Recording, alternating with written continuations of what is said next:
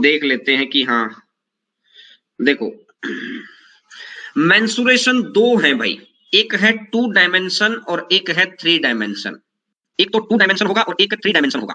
और 2 डायमेंशन और 3 डायमेंशन के अंदर अंतर क्या है ये भी मैं आपको बता दूं कि जो 2 डायमेंशन वाली चीज है ना, जो 2 डायमेंशन है, इसके अंदर हम लोग देखेंगे एरिया, पेरीमीटर। एरिया और पेरीमीटर के केस को हम लोग देख रहे होंगे 2 डायमेंशन के अंदर। एरिया और पेरीमीटर को देख रहे हैं हम लोग 2 डायमेंशन के अंदर। देखिएगा, अब अगर मैं बोलता हूं यहां से 2 डायमेंशन के अंदर ये 4 फिगर्स होंगे जो हमको देखने हैं। 4 फिगर्स कौन से हैं? त्रिभुज, चतुर्भुज, बहुभुज और वृत्त। अब चतुर्भुज के अंदर समानांतर और समलंब, उसी हिसाब से आगे बढ़ते चले जाएंगे। तो एक एक फिगर के ऊपर काम करते हैं। पहले आयत के ऊपर, पहले हम लोग करेंगे थ्योरेटिकल पोर्शन। पहले हम लोग इसका थ्योरी का पोर्शन कवर करेंगे। थ्योरी के पोर्शन के बाद हम लोग इसके क्वेश्चंस वाले कंसेप्चुअल पोर्शन के ऊपर आएंगे। थ्योरी के बाद आएंगे कॉन्सेप्ट के ऊपर, जो कंसेप्चुअल क्वेश्चंस होंगे उसके बाद हम लोग प्रैक्टिस के ऊपर आगे बढ़ रहे होंगे। तो बहुत गौर करके सुनना, कुछ लिखना नहीं है, पेन कॉपी को दूर कर दो, सब कुछ मुझे ही लिखना है। बस आप मेरी बात को बहुत ध्यान से सुनते रहना, ठीक है? तो देखते हैं, स्टार्ट करते हैं भाई आज की क्लास को। सबसे पहली फिगर है रेक्टेंगल, आयत। सबसे पहली फिगर है रेक्टेंगल। इस पे तो मैं जितना लिखूंगा उतना ही खराब होगा ये, क्योंकि मैंने पीडीएफ इसी हिसाब से बनवाई है। रेक्टेंगल, रेक्टेंगल क्या है? जिसकी कुछ स्पेसिफिक लेंथ है, स्पेसिफिक लेंथ होती है रेक्टेंगल की, और ये होती है इसकी ब्रेड्थ। लेंथ और ब्रेड्थ दोनों बराबर नहीं होती हैं। सबसे मेन बात यह है कि रेक्टेंगल की एक लेंथ है, एक ब्रेड्थ है। लेंथ और ब्रेड्थ दोनों बराबर नहीं होती हैं। इसे फिगर को बोलते हैं आयत। एक 4 भुजाओं वाली समतल आकृति है जिसका प्रत्येक कोण 90 डिग्री का है। ये एंगल जो है ये 90 डिग्री का है। जो ये वाला एंगल है, ये वाला एंगल भी 90 डिग्री का है। जो ये वाला एंगल है, ये वाला एंगल भी 90 डिग्री का है। और जो ये वाला एंगल है, ये एंगल भी 90 डिग्री का है। देखो, बात समझ में आ गई? अब देखो, आमने सामने की भुजाएं समानांतर और बराबर होती हैं। इसके आमने सामने की भुजाएं, इसके सामने ये वाली साइड पैरेलल भी है, बराबर भी है। इसके सामने ये वाली साइड पैरेलल भी है, बराबर भी है। आमने सामने की भुजाएं समानांतर होती हैं, ठीक है? इसके विकर्ण बराबर होते हैं, एक दूसरे को समद्विभाजित करते हैं। थर्ड नंबर पॉइंट पे आना, इसके विकर्ण बराबर होते हैं। यानी कि अगर मैं देखता हूं कि ये वाली है डायगोनल। डायगोनल क्या होता है कि पहले को तीसरे से मिला देना। डायगोनल होता है पहले को तीसरे से मिला देना, डायगोनल है। दूसरे को चौथे से मिला देना, जस्ट अगले नंबर को हटा दो, पहला, दूसरा और चौथा है। तो ये पहले से अगले को हटा दो, फिर तीसरे को मिला दो, दूसरे को अगले से हटा दो, चौथे को मिला दो, इसको बोलते हैं डायगोनल। तो ये अपने को क्या कह रहा है? ये अपने को कह रहा है कि जो डायगोनल है एक दूसरे को समद्विभाजित करते हैं, एक दूसरे को समद्विभाजित करते हैं डायगोनल। यानी समद्विभाजित का मतलब है समान भागों में बांटना। सम मैंने समान, द्वि मैंने दो, और भाजित मैंने बांटना। समान 2 भागों में बांटना, तो ये होता है समद्विभाजित करना। और एक दूसरे को 90 डिग्री पर कट नहीं करते हैं। ये बहुत इंपॉर्टेंट लाइन है। एक दूसरे को 90 डिग्री पर कट नहीं करते हैं। एक दूसरे को 90 डिग्री पर कट नहीं करते हैं। बोलो बोलो, बात अगर क्लियर है तो एक दूसरे को 90 डिग्री पर कट नहीं करते हैं। क्लियर है बात? अब देखो यहां से 4th नंबर पॉइंट पे आते हैं। एरिया क्या होता है? Length into breadth. एरिया होता है इसका लंबाई गुना चौड़ाई। लेकिन एक बात का ध्यान रखना कि लंबाई और चौड़ाई बराबर नहीं होती है। इस बात का ध्यान रखना। ये बात मैंने आपको यहां पर भी बता दी, ये बात मैंने आपको यहां पर भी बता दी, मैं वहां पर भी बता दी कि लंबाई चौड़ाई बराबर नहीं होती है। तो इसका एरिया होता है लेंथ इनटू ब्रेड्थ। पेरीमीटर, किसी चीज को चारों तरफ से मापना ही पेरीमीटर है। किसी चीज को चारों तरफ से मापना पेरीमीटर है। सॉरी, कैसे? ये ऊपर वाली लेंथ है और ये ब्रेड्थ है। तो देखो, एक बारी ये एल माप ली मैंने, तो एक बारी बी माप ली, तो मैंने लिखा एल और बी। अगली बारी मैंने क्या किया? अगली बारी मैंने क्या किया? ये फिर बी माप ली और ये फिर एल माप ली। तो यहां से बी माप लिया और यहां से एल, चारों तरफ से मापना, ठीक है? परिमाप इसको हिंदी में देखो, ये एक चीज को देखो आप, 90 डिग्री जहां पर भी लगेगा, जहां पर भी 90 लगेगा, यहां से यहां,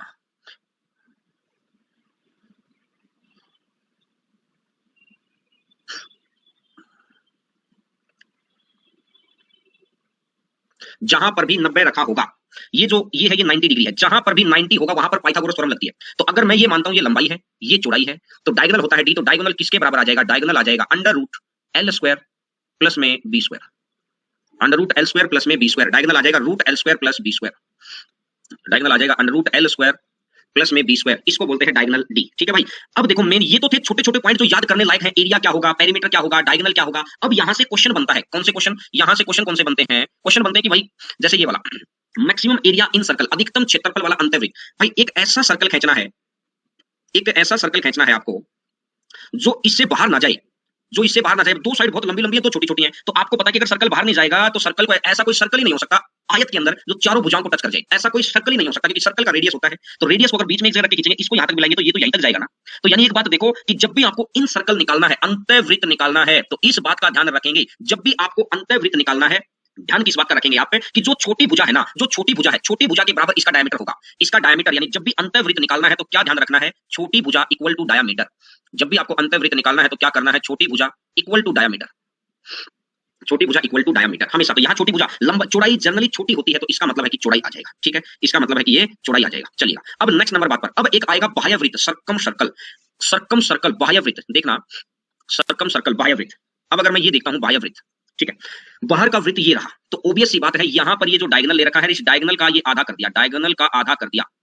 ये क्या किया गया है, डायगोनल का आधा कर दिया, बोलो डायगोनल का आधा कर दिया, ये हो जाएगा ये वाला, डायगोनल का आधा कर दिया है। अगर मैं यहां से देखता हूं डायगोनल इक्वल टू विकर्ण होगा, यहां पर छोटी भुजा क्या थी, जब इन सर्कल था तो सबसे छोटी भुजा लेनी है और सर्कम सर्कल के अंदर सबसे बड़ी भुजा लेनी है, सर्कम सर्कल के अंदर सबसे बड़ी भुजा लेनी है, बोलो बात क्लियर है। अब आयताकार मैदान के अंदर बने रास्ते का क्षेत्रफल, जो आयताकार मैदान के अंदर की तरफ बनेगा, देखो मैं आपको प्रूफ करके दिखाता हूं, साथ साथ चीजें साथ साथ मैं आपको प्रूफ करके दिखा दूंगा कि आयताकार मैदान के अंदर, बहुत ध्यान से समझना, पहली 3 क्लास थ्योरेटिकल पोर्शन की क्लास है, हो सकता है 4 क्लास लग जाए, और उसके बाद क्वेश्चन है 2D के, मेरे हिसाब से चलना इस पूरे महीने में मैं आपको मेंसुरेशन नहीं पढ़ाऊंगा, लेकिन मेंसुरेशन ऐसी हो जाएगी कि चाहे आप सीडीएस का पेपर उठा लेना, चाहे आप एसएससी का पेपर उठा लेना, चाहे एसएससी प्री का मतलब सीजीएल का, चाहे मेंस का, चाहे आप सीपीओ का, हमेशा रहेगी आपको काम। लेकिन मैं काम करके आया हूं मेंसुरेशन के ऊपर, एक एक चीज को लिखवा लिखवा कर बिल्कुल सेपरेट कर करके मैंने चीजों को सेट किया है, बहुत अच्छा लगेगा आपको। देखो ये है भाई आयत, ये है आयत। अब ये कह रहा है इसके बाहर की तरफ, अब इसने मेरे को बोला इसके बाहर की तरफ, ये बना दिया इसके बाहर की तरफ, इसके बाहर की तरफ, ठीक है।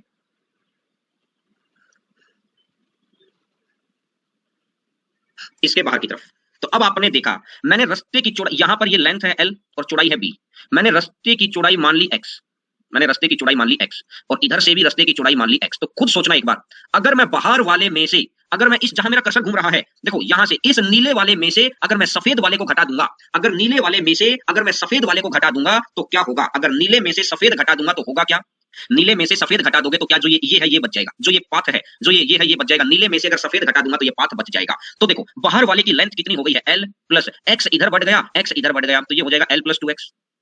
इधर अगर मैं देखता हूं ये ब्रेड्थ है तो ये आ जाएगा breadth plus 2x, l plus 2x और ब्रेड्थ प्लस 2x है, l प्लस 2x और ब्रेड्थ प्लस 2x है, ठीक है। तो बाहर के एरिया में से l प्लस 2x, ये आ जाएगा b प्लस 2x,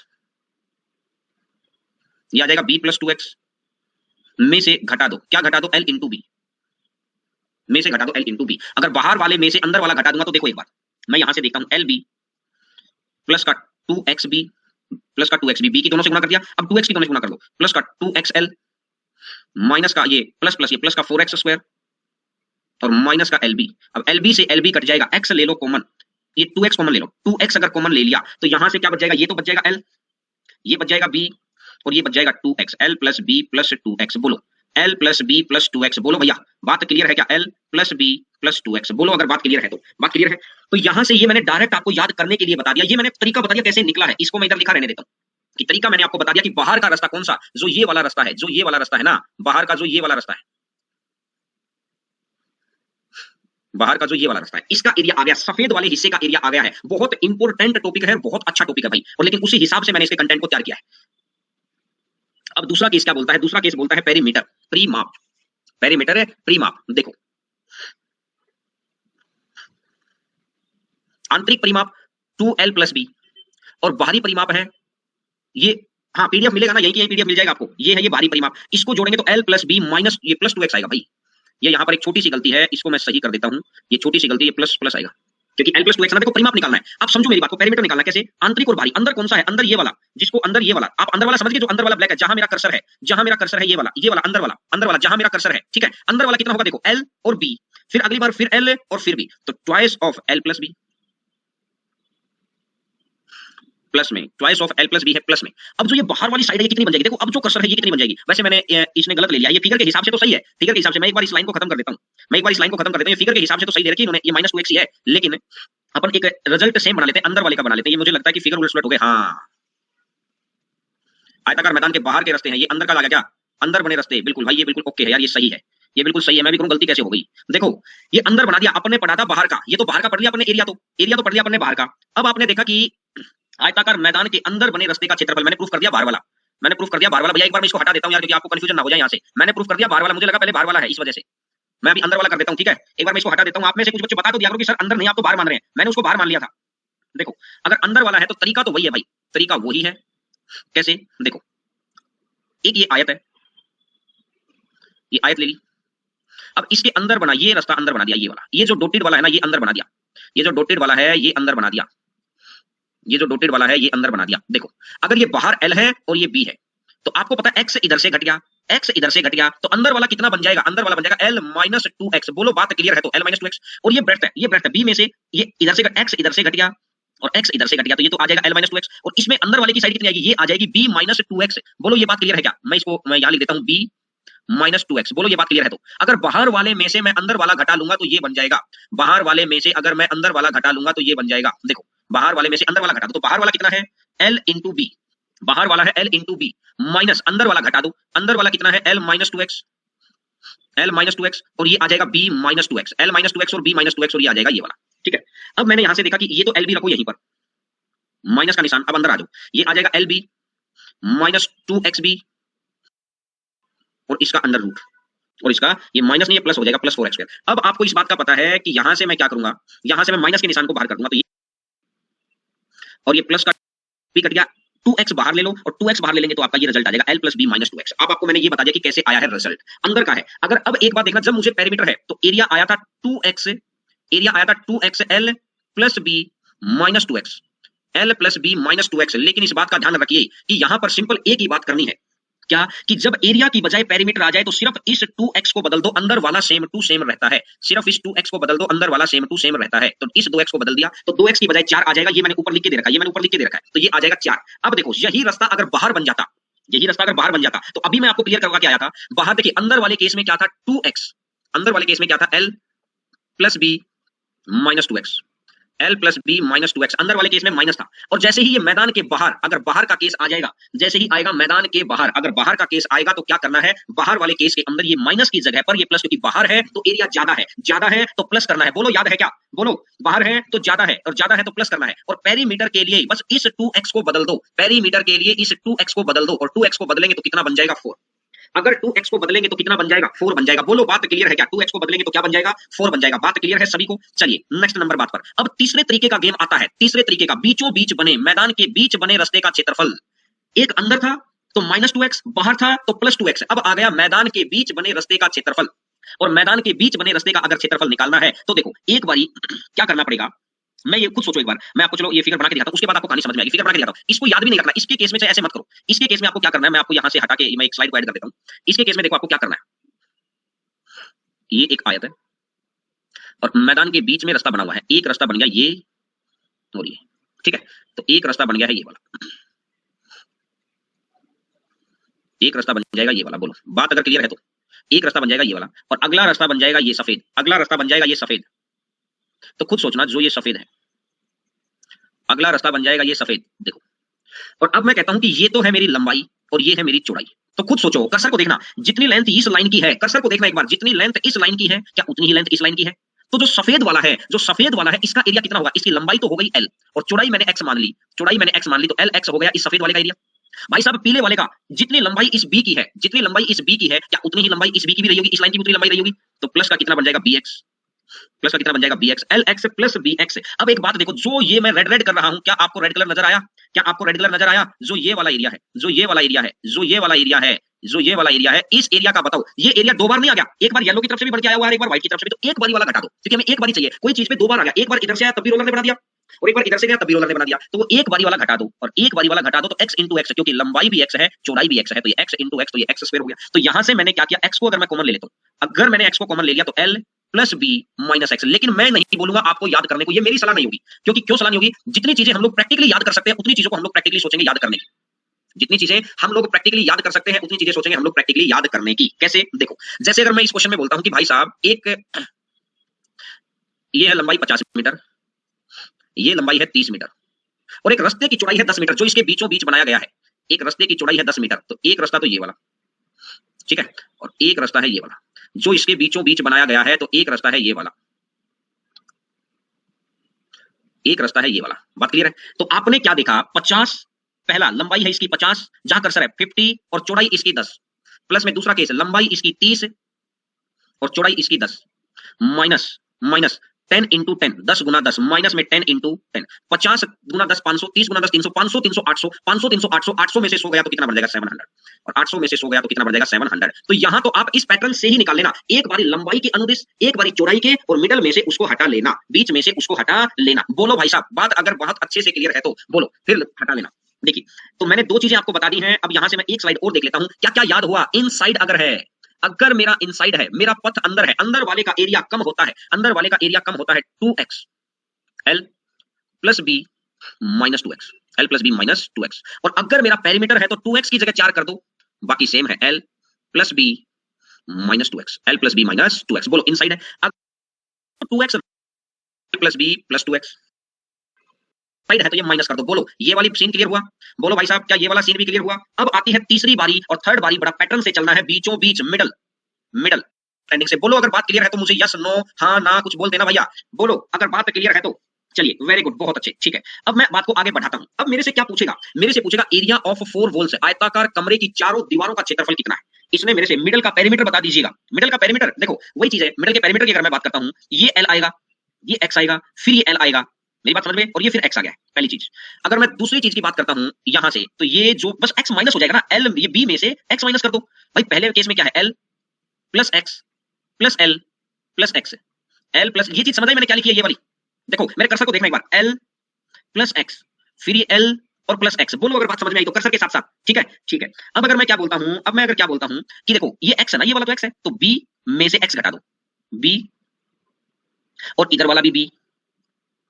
अब ये जो x जुड़ेगा और ये जो x जुड़ेगा, क्या ये घट नहीं गया? यहां से भी x घट गया, यहां से भी x घट गया, तो दो जगह से x सब्ट्रैक्ट है तो दो जगह x ऐड भी है, तो x से x ये कैंसिल हो जाएगा, तो 2l plus b plus x ये इसका पेरीमीटर आ जाएगा। लेकिन ये आगे आएंगी बात, ये बात अब आगे आएगी, अभी इस चीज के ऊपर इतना फोकस मत करना, ठीक है। क्या बताना है, क्या हम एरिया ऑफ 4 वॉल्स को कर्व सरफेस एरिया बोल सकते हैं क्या? एरिया कर्व नहीं, एरिया ऑफ 4 वॉल्स को कर्व सरफेस एरिया। कर्व वो नहीं होगी तो कर्व थोड़ी रहेगी, वो दीवार कर्व थोड़ी होती है, दीवार कोनेदार है, वक्रिय तो वहीं जोड़ेंगे जहां सिलेंडर आएगा। वैसे होता यही है, सरफेस एरिया बोलो इसको, कर्व नहीं सरफेस एरिया बोलेंगे आप। एरिया ऑफ 4 वॉल्स को आप बोलेंगे पृष्ठीय क्षेत्रफल। आप हिंदी में बोलेंगे इस चीज को पृष्ठीय क्षेत्रफल, हिंदी में इस चीज को क्या बोलेंगे आप? पृष्ठीय क्षेत्रफल। और इंग्लिश में आप इस चीज को क्या बोलेंगे? Surface area. इंग्लिश में इस चीज को आप क्या बोलेंगे? Surface area. बोलो ठीक है, दोनों बातें। आयताकार कमरे की चारों दीवारों का क्षेत्रफल, आयताकार कमरे की चारों दीवारों का क्षेत्रफल, तो चारों दीवारों का क्षेत्रफल क्या रहेगा? देखो आपके सामने, आप जिस भी रूम में बैठे हैं आपके सामने एक दीवार रही होगी, आप जिस रूम में बैठे हैं आपके सामने एक दीवार रही होगी, उस दीवार की कुछ लंबाई होगी, और दीवार है तो ये हाइट वाला पोर्शन यूज कर रही है, वो दीवार है तो हाइट वाला पोर्शन यूज कर रही है, ठीक है। तो इसका मतलब जो वो जो सामने जो दीवार है वो है L इंटू एच। अब अगर जो सामने दीवार है वो जो पीछे वाली दीवार है वो भी तो यही कर रही होगी, एक तो ये लंबाई का पोर्शन यूज कर रही है और एक ये हाइट का पोर्शन यूज कर रही है, क्योंकि ब्रेथ का तो इस्तेमाल ही नहीं है, तो प्लस में L इंटू एच। अब देखो आपके राइट साइड में, आप जिस कमरे में बैठे आपके राइट साइड में, आपके राइट साइड में ये जो दीवार है वो जो कर रही होगी ब्रेथ का यूज और हाइट का यूज। दीवार है तो हाइट का यूज तो होगा ही होगा, तो इसका मतलब ये रहा ब्रेथ इंटू हाइट, और प्लस में इसके सामने ये, इसके सामने ये, तो ये भी कितना रहेगा? Breath into height. बोलो बात क्लियर है? हाइट यहां से कॉमन ले लो, तो twice of L plus B और इंटू में एच, यही तो लिखा है भाई साहब मैंने, twice of L plus B into H. तो इसको मैं क्या कह सकता हूं कि पेरीमीटर ऑफ बेस। क्या ये पेरीमीटर ऑफ बेस है? क्या ये आधार का परिमाप है कि नहीं है? बोलो क्या ये आधार का परिमाप है? तो जब भी आपको एरिया ऑफ 4 वॉल्स निकालना है, जब भी आपको एरिया ऑफ 4 वॉल्स निकालना है, तो हमेशा ध्यान रखिए पेरीमीटर ऑफ बेस, हमेशा आप ध्यान रखिए पेरीमीटर ऑफ बेस और इंटू में कर देनी है हाइट। हमेशा ध्यान रखिए कि पेरीमीटर ऑफ बेस इंटू में कर देनी है हाइट, इस चीज का आपको ध्यान रखना है, ये चीजें ठीक है। देखो अब area of 4 walls plus roof, roof है तो साथ में रूफ का जोड़ दिया मैंने, प्लस में एल इंटू बी, प्लस में एल इंटू बी, ठीक है, प्लस में एल इंटू बी। बोलो बात क्लियर है? ये चीज है। अब नेक्स्ट नंबर बात पर आते हैं, एक पोर्शन कंप्लीट। अब इसके क्वेश्चन कराऊंगा मैं, लेकिन पहले हम लोग थ्योरी पोर्शन करेंगे, फिर हम लोग कांसेप्ट पोर्शन करेंगे, फिर उसके बाद क्वेश्चन सेक्शन पे जाएंगे। कांसेप्ट पोर्शन क्या है सर? कांसेप्ट पोर्शन है जब मैं कराऊंगा समझना, जो कांसेप्चुअली क्वेश्चन होंगे उसके बाद हम लोग बाकी वाले क्वेश्चन के ऊपर जा रहे होंगे। तो ये पहला पोर्शन आपका पहला फिगर आयत कंप्लीट है, जो मैंने आपको ये जो चीज दिखाई थी आपको यहाँ पर, ये चीज आपकी यहाँ क्लियर हो गई। देखो ये फर्स्ट फिगर ले लिया मैंने आयत, ये वाला समझ में आ गई बात? मैंने लिखाई तो पहले थ्योरी फिर कांसेप्ट फिर प्रैक्टिस, तो इसका मतलब ये पहला मेरा आयत फिगर हो गया। आयत के अंदर कुछ नहीं सोचना है आपको, जो जब ये पीडीएफ आपको मिली जाएगी बहुत ध्यान से चीजों को एक एक बात को समझते पढ़ देना, बस एक बार पढ़ लेंगे चीजें आपके लिए क्लियर हो जाएंगी। बोलो बात क्लियर है? इसको मैं यहाँ से हटा देता हूँ, नहीं तो बस मैं ये ठीक है समझाने के लिए था, इसको मैं यहाँ से हटा देता हूँ ताकि आप पोर्शन था। वर्ग को लिखेंगे भैया स्क्वायर, ठीक है। देखो वर्ग चार भुजाओं वाली समतल आकृति और चारों भुजाएं बराबर होती हैं, तो सबसे पहली बात ही है कि इसकी चारों साइड बराबर हो जाएंगी, इसकी चारों साइड बराबर हो जाएंगी। चार भुजाओं वाली आकृति है, इसकी चारों साइड बराबर हो जाएंगी भाई साहब। बात क्लियर हो गई? चारों साइड बराबर हो जाएंगी। ईच एंगल 90 डिग्री, मतलब जहां दो साइड मिलती है ना, इसको बोलते हैं वर्टेक्स। जहां पर दो साइड मिलती है तो जो ये कॉमन पॉइंट होता है ना, इसको बोलते हैं वर्टेक्स, शीर्ष, ठीक है। जहां पर दो भुजाएं मिलती हैं, तो ये प्रत्येक वर्टेक्स पर 90 डिग्री का कोण होता है, प्रत्येक वर्टेक्स पर। थर्ड नंबर बात पर आगे बढ़ते हैं। दोनों विकर्ण आपस में बराबर होते हैं और एक दूसरे को 90 पर समद्विभाजित, ध्यान से सुन लेना जो बात को बोला है भाई साहब, एक दूसरे को समद्विभाजित करते हैं, एक दूसरे को समद्विभाजित करते हैं। सम मैंने समान, द्वि मैंने दो और भागों मैंने बांटना, समान दो भागों में बांटना, समान दो भागों में बांटना, एक दूसरे को दो समान भागों में समद्विभाजित करते हैं। बोलो देखो कैसे कैसे आपस में बराबर होते हैं। देखिए जब ये चीज को ध्यान से सुन लेना, यही चीज बहुत काम आएगी आगे। अगर किसी भी चतुर्भुज यानी जिसकी चार भुजाएं होती हैं, अगर चारों भुजाएं बराबर होती हैं तो डायगोनल आपस में बाइसेक्ट भी करेंगे, बाइसेक्ट मतलब काटेंगे, और मिड पॉइंट पर काटेंगे, मिड पॉइंट पर काटेंगे, और एक दूसरे को 90 डिग्री पर काटेंगे। ये जो कोण बनेगा ये 90 डिग्री का बनेगा। जब ये दोनों भुजा बराबर होती है, जब ये सारी साइडें बराबर होती है ना, आमने सामने की भुजा तो वैसे ही बराबर रहेंगी, तभी तो ये पैरेलल बनेगी लाइन। तो ये दोनों आसपास वाली आजू बाजू वाली भुजा बराबर होंगी, तो क्या होगा, मिड पॉइंट पे काटेंगे और 90 पर काटेंगे। और अगर मैं किसी फिगर में ये बता दूं आपको कि डायगोनल है 90 पे काटते हैं और मिड पॉइंट पे काटते हैं, डायगोनल है 90 पे काटते हैं और मिड पॉइंट पे काटते हैं, तो इसका मतलब आपको ये चीज क्लियर हो जाएगी कि सर ये उस फिगर की चारों भुजाएं बराबर रही होंगी। मेरी बात सुनी क्या मैंने उल्टी बोली? जब मैंने जब बात को उल्टा बोला तो बात क्लियर हुई कि मैं ये कहता हूं कि जब भी क्या होगा, अगर किसी कोई ऐसा फिगर है जिसके डायगोनल 90 पर काट रहे हैं और मिड पॉइंट पे काट रहे हैं, तो उस फिगर की चारों भुजाएं बराबर होंगी। अगर चार बराबर है तो ये काम और ये काम है तो चारों बराबर। अब देखो, एक समचतुर्भुज भी एक ऐसा ही फिगर होता है जिसकी चारों भुजाएं समान होती हैं। समचतुर्भुज भी एक ऐसा ही फिगर होता है जिसकी चारों भुजाएं समान होती हैं। प्रत्येक वर्ग एक समचतुर्भुज होता है, लेकिन प्रत्येक समचतुर्भुज वर्ग नहीं होता है। प्रत्येक वर्ग एक समचतुर्भुज होता है, लेकिन प्रत्येक समचतुर्भुज वर्ग नहीं होता है। प्रत्येक समचतुर्भुज वर्ग नहीं है। ये बात को मैं प्रूफ करूंगा, ऐसा क्यों नहीं है इसका प्रूफ दूंगा, लेकिन बस आपने पढ़ लिया कि वर्ग है यानी स्क्वायर, तो रोम्बस, हर स्क्वायर रोम्बस की सारी प्रॉपर्टी को फॉलो करेगा, लेकिन हर रोम्बस ना स्क्वायर की सारी प्रॉपर्टी को फॉलो नहीं करेगा, वो ये वाली प्रॉपर्टी को नहीं करेगा। बस देखो मैं बताऊं, देखिए अब ये है नॉर्मल चीजें। सबसे पहले होता है कि भुजा का स्क्वायर, साइड किसी भी चार भुजाओं वाली चीज के अंदर, किसी भी चार भुजाओं वाली चीज का एरिया जब आपको निकालना होता है, किसी भी चार भुजाओं वाली चीज का जब भी आपको एरिया निकालना है, तो ये होता है 90 डिग्री, ये होता है 90 डिग्री, और ये अगर 90 डिग्री है तो ये तो है लंबाई और ये इसकी चौड़ाई। अब जब हमेशा 90 डिग्री वाली हाइट को लंबाई यानी ये तो बन जाता बेस और ये बन जाती है हाइट, क्योंकि 90 डिग्री पे हाइट होती है। तो किसी भी चार भुजाओं वाली आकृति का एरिया निकालने का सबसे बेस्ट फॉर्मूला क्या है, base into height, base into height. तो बेस क्या हो जाता है, जब लंबाई चौड़ाई बराबर हो गई, जब लंबाई चौड़ाई बराबर हो गई तो इसका मतलब मुझे ये कहानी समझ में आ गई कि जब लंबाई चौड़ाई मेरी बराबर है तो मैंने इसका नाम क्या दे दिया, मैंने इसका नाम दे दिया बेस ए, और मैंने इसका भी नाम दे दिया ए। तो बेस का नाम ए है और हाइट का नाम भी ए है। हाइट किसको बोलते हैं, भुजा पर 90 डिग्री का कोण बना देना, भुजा पर 90 डिग्री का कोण बना देने वाली चीज को बोलते हैं हाइट। तो ये ए इंटू ए, और ए इंटू ए कितना हो जाएगा, ए स्क्वायर, ए इंटू ए कितना हो जाएगा, ए स्क्वायर। बोलो बात क्लियर है? तो ठीक है, पेरीमीटर प्री माप, चारों तरफ से मापना, ए और ए चारों तरफ से मापना है, तो क्या हो जाएगा 4a। ठीक है, डायगोनल, डायगोनल होता है √2a। डायगोनल के लिए फिर सेम कंडीशन है, डायगोनल के लिए फिर सेम कंडीशन है सर, कौन से वाली? देखिए डायगोनल के लिए मैं कंडीशन बताता हूं, ये √a² डायगोनल की। अभी मैंने आपको एक बात बोली, मैंने एक और बात बोली, मैक्सिमम एरिया इन सर्कल। ये चीज मैंने आपको वहां भी बताई थी कि जब भी बात अंतःवृत्त की होगी तो अंतःवृत्त के लिए वृत्त अंदर रहना चाहिए, तो आपको चूज करनी है छोटी भुजा। ये बात मैंने आपको वहां पर भी बोली थी और ये बात मैं आपको यहां पर भी बोल रहा हूं कि जब भी बात अंतःवृत्त की होगी तो आपको क्या कर देना है, छोटी भुजा। ये देखो, देखो अंतःवृत्त वाली बात है तो छोटी भुजा होनी चाहिए। बोलो याद आएगा, यहाँ लंबाई चौड़ाई अलग अलग लेंथ की है, यानी कि इनकी लंबाई अलग अलग है, लंबाई अलग अलग है तो जिसकी कम लंबाई है उसी को उसका डायमीटर चौड़ाई ज्यादा मतलब बराबर है। जब चारों भुजाएं बराबर बात चलेगा। नेक्स्ट नंबर बात पर आगे बढ़ते हैं। देखिए अधिकतम वाला, अधिकतम के लिए डायगोनल का आधा करते हैं हमेशा। जब भी बाहर वाला वृत्त खींचेंगे ना तो हमेशा डायगोनल का आधा करते हैं। जब भी बाहर वाला वृत्त खींचेंगे तो हमेशा डायगोनल का आधा करते हैं। देखो भाई साहब, जब भी बाहर वाला वृत्त खींचा था तो डायगोनल का आधा किया था कि नहीं किया था, बोलो। अरे हाँ ना। मैंने देखा कि ये वाली चीज आ गई। अब मैं बात को और आगे बढ़ाता हूं। अब एक बात देखो यार, एरिया होता है 2 डायमेंशन। अगर इन रेडियस देखते हैं, इन रेडियस अंतःवृत्त वाली त्रिज्या अगर देखें तो साइड का आधा हो जाएगा। अंतःवृत्त की त्रिज्या देखेंगे तो त्रिज्या मतलब इसका आधा, डायमीटर का आधा। कर्सर देखो, डायमीटर का आधा यहां तक बस, ये वाला यहां से यहां तक, कर्सर से पता लग जाएगा। अब मैं कह रहा हूं कि अगर अंदर वाला वृत्त देखेंगे तो इसका रेडियस बनेगा a/2, और बाहर वाला जब वृत्त देखते हैं, बाहर वाला जब सर्कल देखते हैं तो ये तो डायगोनल का आधा। इसका डायगोनल अभी निकालना सीखा है, √2a डिवाइड बाई 2।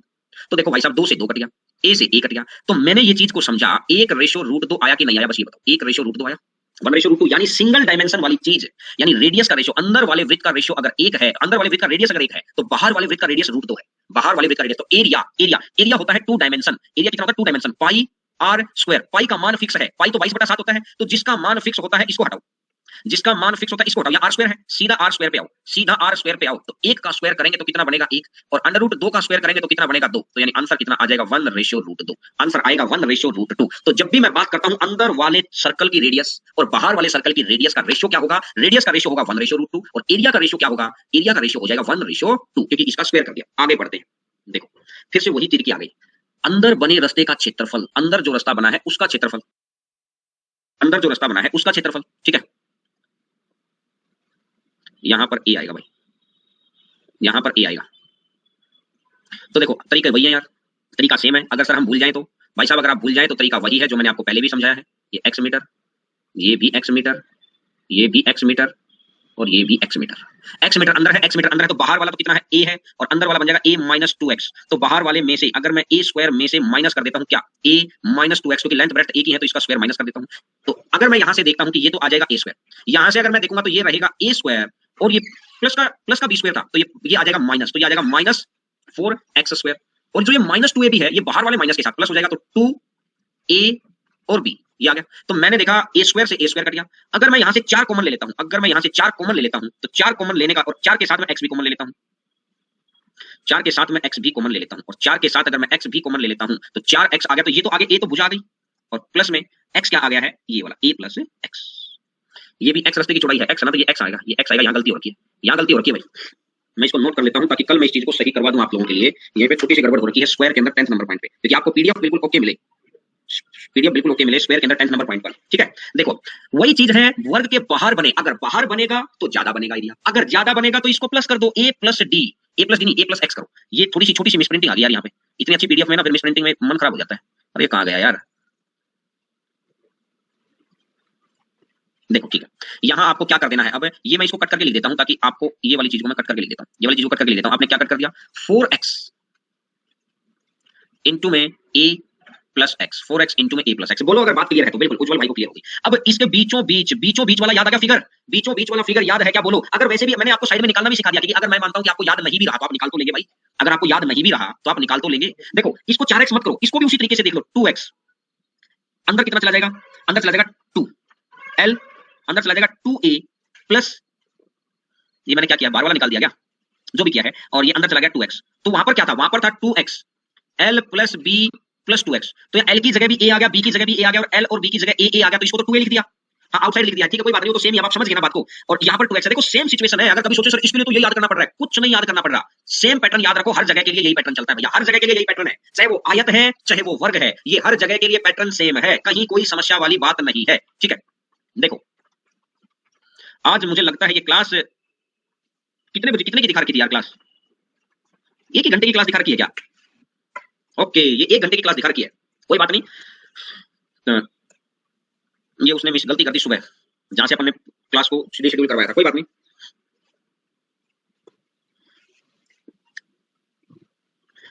बोलो बात समझ में आई भाई, चलिए नेक्स्ट नंबर बात पर बढ़ते हैं। अब ये तो छोटी छोटी बातें याद करने लायक, यदि एक वर्ग में एक छोटा वर्ग काट दिया जाए तो परिमाप क्या होगा। देखो मैंने फिगर बनवा रखा है, इस वर्ग में से एक छोटा वर्ग काट दे तो परिमाप क्या होगा, आपको ये चीज दिखानी है। अगर इस वर्ग में से ये काट दे तो आपका परिमाप क्या होगा, आपको ये दिखाना है। ठीक है, देखो अब यहां से वैसे पहले तो था 4a, क्योंकि पहले तो ये वाला सेक्शन पूरा कंप्लीट था, पहले तो ये वाला सेक्शन पूरा कंप्लीट था, तो इसका तो आपका 4a है। अब क्या हुआ, अब क्या होगा, ये कट गया। अब a में से जो ये ऊपर वाली लाइन कटी है, खुद सोचो जो ये लाइन कटी है यही तो नीचे आ जाएगी, ये नीचे भी तो आ गई, अगर ये लाइन कटी है तो ये नीचे भी तो आ गई, बोलो ये तो नीचे आ गई। आया था सीडीएस के अंदर क्वेश्चन, ये आया था कि अगर एक वर्ग के मिडिल पॉइंट में से, साइड के मिड पॉइंट में से अगर मैं स्क्वायर काट दूं, स्क्वायर की भी पोजीशन काटने की कभी सोचो, ये देखो अगली स्लाइड में मैंने सेट करा रखा है, हर चीज बहुत मेहनत से तैयार की गई है। अगर स्क्वायर के मिड पॉइंट से अगर मैं कट कर देता हूं तो मिड पॉइंट से कट करने का मतलब ये हो गया दोस्त कि पेरीमीटर इंक्रीज तो होगा भैया, कितना होगा, स्क्वायर की साइड 2 है, x है, तो x कर रहे होंगे। अब जब हम मिड पॉइंट में से कट कर रहे होंगे, बोलो अगर बात क्लियर है तो, बात बिल्कुल ओके है तो चलिएगा आज यहां तक अपन कर पाए हैं स्क्वायर के अंदर। चलो एक पॉइंट और कर लेते हैं, अगर ये देख लेना, अगर स्क्वायर में से अगर एक छोटा वर्ग काट दें साइड में से, तो अब साइड में से काटेंगे तो देखना 4a में से ये वाला x चला गया, ये वाला x चला गया, ये 2x चले गए, तो ये 2x ऐड हो जाएंगे, तो 2x से 2x कैंसिल, तो वही 4a बच जाएगा। तो यही तो वो बोलता है, अगर साइड से काटेंगे तो पेरीमीटर में कोई चेंज नहीं, और अगर काटेंगे किस में से, काटेंगे अगर मिडल में से, तो पेरीमीटर बढ़ेगा। बोलो बात क्लियर है क्या। तो आज अपन क्लास को कर लेते हैं यहीं तक, कल सुबह 8:30 बजे की। अब और इस हिसाब से मैंने इनकी आपको बेसिक प्रॉपर्टीज बता दी थी। ये यहां दिखाई नहीं दे रहा है, diagonal L square plus B. अगर यहां पढ़े थे कि आपको थोड़ा याद होना चाहिए, टेक्निकल क्वेश्चन इसके घूमते हैं ना, उन टेक्निकल क्वेश्चंस के बारे में अपन बातचीत करते हैं। सम इंपोर्टेंट पॉइंट्स गौर करना यार। देखो पहला ही पॉइंट क्या कहता है, आयत के दोनों विकर्ण क्षेत्रफल को 4 बराबर भागों में बांटते हैं। In rectangle both diagonals divide area, both diagonals divide area in 4 equal parts, both diagonal divides area in 4 equal parts। ये जो डायगोनल है 4 बराबर भागों में बांटेंगे। अच्छा कल डायगोनल के बारे में मैंने एक बात बताई थी, बहुत ध्यान से सुन लेना, शुरुआत की तीनों चारों क्लास बड़ी इंपॉर्टेंट क्लास है इसकी। डायगोनल के बारे में कल मैंने एक बात बताई थी आपको, क्या बात बताई थी, अगर यहां से यहां मैच करते हैं, अगर यहां से यहां मैच करते हैं तो इसके डायगोनल मिड पॉइंट पर तो कट करेंगे, इसके डायगोनल समद्विभाजित तो करेंगे लेकिन 90 डिग्री पर नहीं करेंगे, इसके डायगोनल 90 डिग्री पर आपस में कट नहीं करेंगे। मैंने कल वर्ग के अंदर ये बात बताई थी कि ये वाले अगर चारों साइड बराबर हो जाती हैं, अगर चारों साइड बराबर हो जाती हैं तो ये मिड पॉइंट भी होगा और ये 90 पर भी कट करेंगे। क्वेश्चन एग्जामिनर हमसे उल्टा पूछता है, एग्जामिनर हमसे उल्टा क्या पूछता है, एग्जामिनर हमसे उल्टा ये पूछता है, एक मिनट भाई, पूछता है कि अगर मैं ये डायगोनल मिड पॉइंट पे कट करते हूं और डायगोनल 90 डिग्री पर भी कट करते हूं तो ये फिगर, ये चारों भुजाओं का आपस में क्या रिलेशन है, आपको उल्टा देगा। तो आपने बोला अगर 90 पर भी कट करें और मिड पॉइंट पर भी कट करें तो ये चारों साइड इक्वल होंगी। बोलो बात क्लियर है तो, ठीक है। देखो अब इसने बोला आयत के दोनों विकर्ण क्षेत्रफल को 4 बराबर भागों में बांटते हैं। ये एरिया मैंने दिखा रखा है, 4 ये ट्रायंगल बन गई ए ओ बी।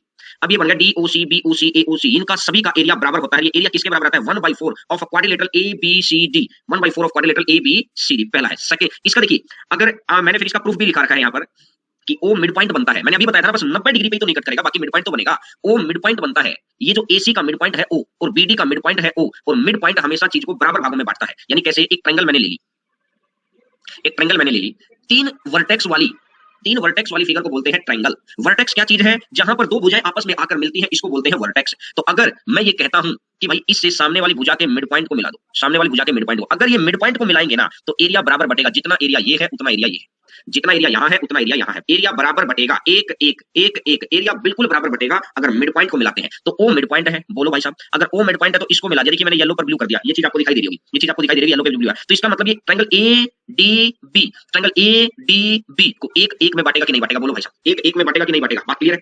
अब अगर मैं यहां से देखता हूं कि सी डी बी तो ये भी एक एक में बांटेगा कि नहीं बांटेगा? बोलो बात क्लियर है क्या? बोलो भैया बात क्लियर है। तो यानी ये चीज है कि ओ अगर मिड पॉइंट होगा तो ए ओ और ओसी बराबर है, बी ओ और ओडी बराबर है, और मिड पॉइंट हमेशा चीजों को बराबर भागों में बांटता है, बराबर भागों में बांटता है। तो बराबर भागों में बांटेगा तो ये बात है, एरिया भी बराबर होगा। जब बराबर भागों में बांटेगा तो एरिया भी बराबर होगा। पहले दूसरे नंबर पॉइंट पे आते हैं। आयत में विकर्ण समद्विभाजक नहीं होते। ये फिर वो वर्ग वाली बात याद आ गई, ये फिर वर्ग वाली बात याद आ गई। क्या ये वर्ग वाली क्या बात याद आ गई है कि जब ये दोनों साइड बराबर, जो ये डायगोनल खींचा जाता है ना, डायगोनल के साथ ये एंगल भी तो बट गया, डायगोनल के साथ ये एंगल भी तो बट गया, जो ये एंगल बट गया, डायगोनल के साथ ये एंगल भी तो बट गया, जो ये एंगल बटा है ना, ये जो एंगल बटा है, ये एंगल और ये एंगल, तो ये जो ये एंगल है ये वाला, ये क्या होगा? कोण समद्विभाजक तभी होगा जब ये दोनों साइड बराबर होंगी तो एंगल का रेशियो भी एक एक होगा। अगर दोनों साइड बराबर होंगी तो एंगल का रेशियो भी एक एक होगा। बोलो यहां तक बात क्लियर है? दोनों साइड बराबर तो एंगल का रेशियो भी एक एक। अगर साइड अलग अलग हो जाएंगी, साइड का रेशियो अलग अलग होगा, क्योंकि लेंथ और ब्रेड्थ अलग अलग होंगी, और लेंथ और ब्रेड्थ अलग अलग होंगी तो इनका रेशियो भी अलग अलग हो जाएगा। जब अलग अलग हो जाएगा तो कोण समद्विभाजक नहीं रहेगा। तो यहां से ये बात क्लियर हुई। इसका मतलब खुद सोचो, अगर मैं ये बोल दूं मीनिंग निकालना सीखो, पहली 3 से 4 क्लासेस पे जितना टाइम लगाएंगे उतना फायदा है। क्वेश्चन तो आप धराले से करेंगे बहुत स्पीड से। मैं एक फिगर लेता हूं, हिंदी में वर्ड लिखता हूं पहले मैं, सम चतुर्भुज, सम चतुर्भुज, यही आएगा। अब एक बात देखो, सम मैंने समान, चतुर मैंने 4 और भुज, भुज मैंने भुजाएं, भुज मैंने भुजाएं। तो मुझे ये चीज क्लियर हुई। इसको हिंदी में बोलते हैं रोम्बस। रोम्बस क्या होता है? जिसकी चारों भुजाएं बराबर होती हैं, जिसकी चारों भुजाएं बराबर होती हैं, इसको बोलते हैं रोम्बस। बोलो बात क्लियर है? अब खुद बताओ, अगर ये रोम्बस है जिसकी भुजा बराबर है, जिसकी भुजा बराबर है, अगर भुजा बराबर हो गई सारी की सारी, तो क्या क्या इस डायगोनल के थ्रू क्या क्या चलेगा? इस डायगोनल के थ्रू क्या ये एंगल बाइसेक्टर होगा? क्या ये 1:1 में टूटेगा क्या? हाँ ना बताओ, हाँ ना बताओ, क्या ये 1:1 में टूटेगा? बिल्कुल टूटेगा, क्योंकि साइड बराबर है। दूसरी बात, अगर चारों भुजाएं बराबर हैं तो क्या डायगोनल इसके मिड पॉइंट पर मिलेंगे? बोलो हाँ मिलेंगे। अगर चारों भुजाएं बराबर हैं तो क्या इसके डायगोनल 90 डिग्री पर भी मिलेंगे? बोला हाँ मिलेंगे। जब चारों भुजाएं बराबर होती हैं तो ये एंगल बाइसेक्टर भी होगा, मिड पॉइंट भी होगा, और ये एरिया को 4 बराबर, मतलब एरिया तो चलो वैसे भी बढ़ जाएगा, और 90 डिग्री पर कट करेंगे। यहां तक बात क्लियर हुई? देखो अब ये थोड़ा सा ये ब्लैक करना रहेगा, कोई बात नहीं, थोड़ा सा ये आपको वैसे दिखाई दे रहा है, थोड़ा सा ध्यान से देखने पर वैसे मैं लिख दूंगा यहाँ पर। यदि आयत के अंदर कोई पॉइंट है, कोई भी पॉइंट मान सकते हैं, इस पी पॉइंट को देखकर आप ये कह सकते हैं कि ये कोई किसी भी चीज का मिड पॉइंट नहीं है, मन मर्जी से माना हुआ पॉइंट है।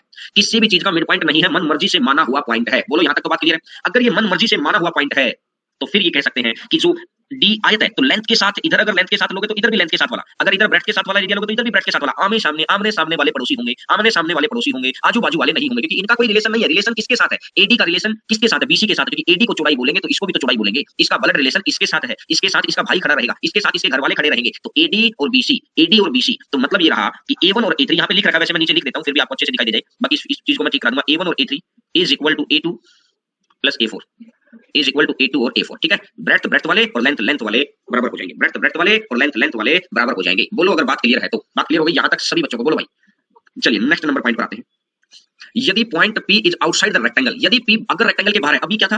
रेक्टेंगल के अंदर, तो एरिया का रेशियो एरिया, और अगर point P outside the rectangle, अगर पॉइंट P रेक्टेंगल के बाहर है, पॉइंट P रेक्टेंगल के बाहर है, तो देखो हर चीज P से A का स्क्वायर, P से C का स्क्वायर, डायगोनल डायगोनल साथी AC, भाई डायगोनल क्या था? AC, दूसरा डायगोनल क्या था? BD। अब बाहर पॉइंट चला गया, डायगोनल डायगोनल साथी P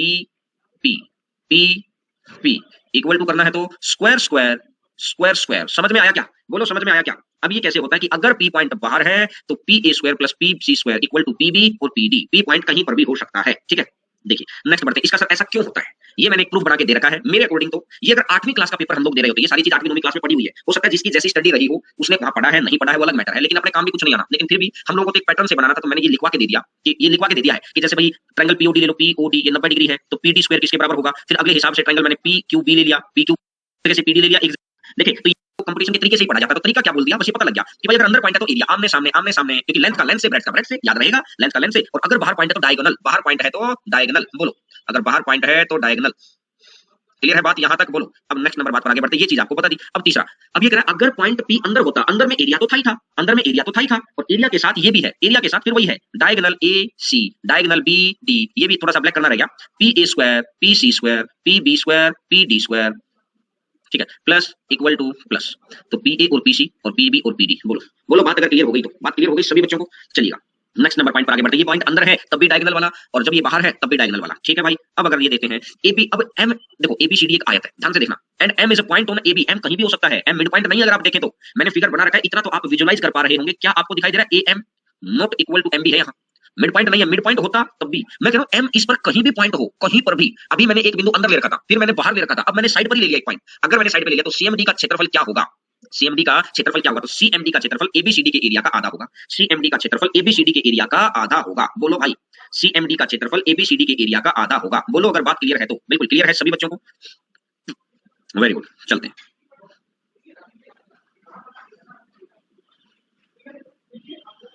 देखो अब चलो नेक्स्ट नंबर पॉइंट के ऊपर, ये 5 ही पॉइंट थे, ये 5 इंपोर्टेंट पॉइंट आपको समझ आएगा, समझ आ गए? अभी वर्ग वाले पॉइंट रेडी हो रहे हैं, वो आपके पास अभी मैं अभी पीडीएफ अपलोड करूंगा उनकी, लेकिन ये 5 पॉइंट समझ में आ गया ना भाई? ठीक है, अब अपन एक नेक्स्ट फिगर पर आते हैं, पैरेललोग्राम समानांतर चतुर्भुज, पैरेललोग्राम समानांतर चतुर्भुज, आमने सामने की, opposite sides of a collateral are parallel, opposite मतलब आमने सामने की, इज कॉल्ड पैरेललोग्राम। यदि किसी चतुर्भुज की पैरेलल एंड इक्वल, पैरेलल भी हो और इक्वल भी है, आमने सामने वाली दोनों प्रॉपर्टी हैं, एक तो पैरेलल है, पैरेलल का मतलब क्या होता है कि आपस में इनको कितना ही आगे तक बढ़ा लो, कितना ही आगे तक बढ़ा लो, कितना ही आगे तक बढ़ा लो, ये कहीं पर भी आपस में मैच नहीं खाएंगे, कहीं पर भी। पैरेलल का मतलब तो होता है ये वाला, ठीक है।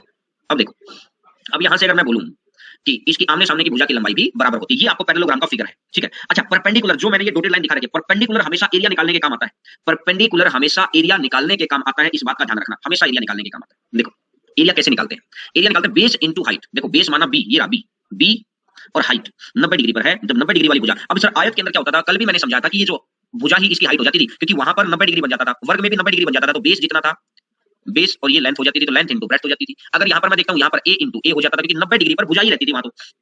अब यहां क्या है, भुजा 90 डिग्री पर नहीं रहती, अगर भुजा 90 डिग्री पर नहीं रहती तो आप ऐसा कर सकते हैं। देखो बेस इनटू हाइट, और क्या तरीका है, और तरीका क्या है कि अगर हमें इन दोनों के बीच का कोण पता है, तो a into b into sin theta, a into b into sin theta. अब एक बच्चे के दिमाग में जाएगा, एक बच्चे के दिमाग में क्या जाएगा, मैं आपको समझाता हूं। मेरे को एक ये पढ़ाते हुए क्लास में एक बच्चे ने बात की, क्योंकि जो बच्चे थोड़ा डेप्थली सोचते हैं, ये डेप्थली क्या सोचते हैं, वो बोला कि सर आपने बोला आपने इसको बी माना, हमें कोई परेशानी नहीं, आपने इसको ए माना, हमें कोई परेशानी नहीं। मैंने बोला, उसने बोला सर आपने sin थीटा बोल दिया, इन दोनों के बीच का कोण, तो मैं मानता हूं सर ये एंगल है 30 डिग्री।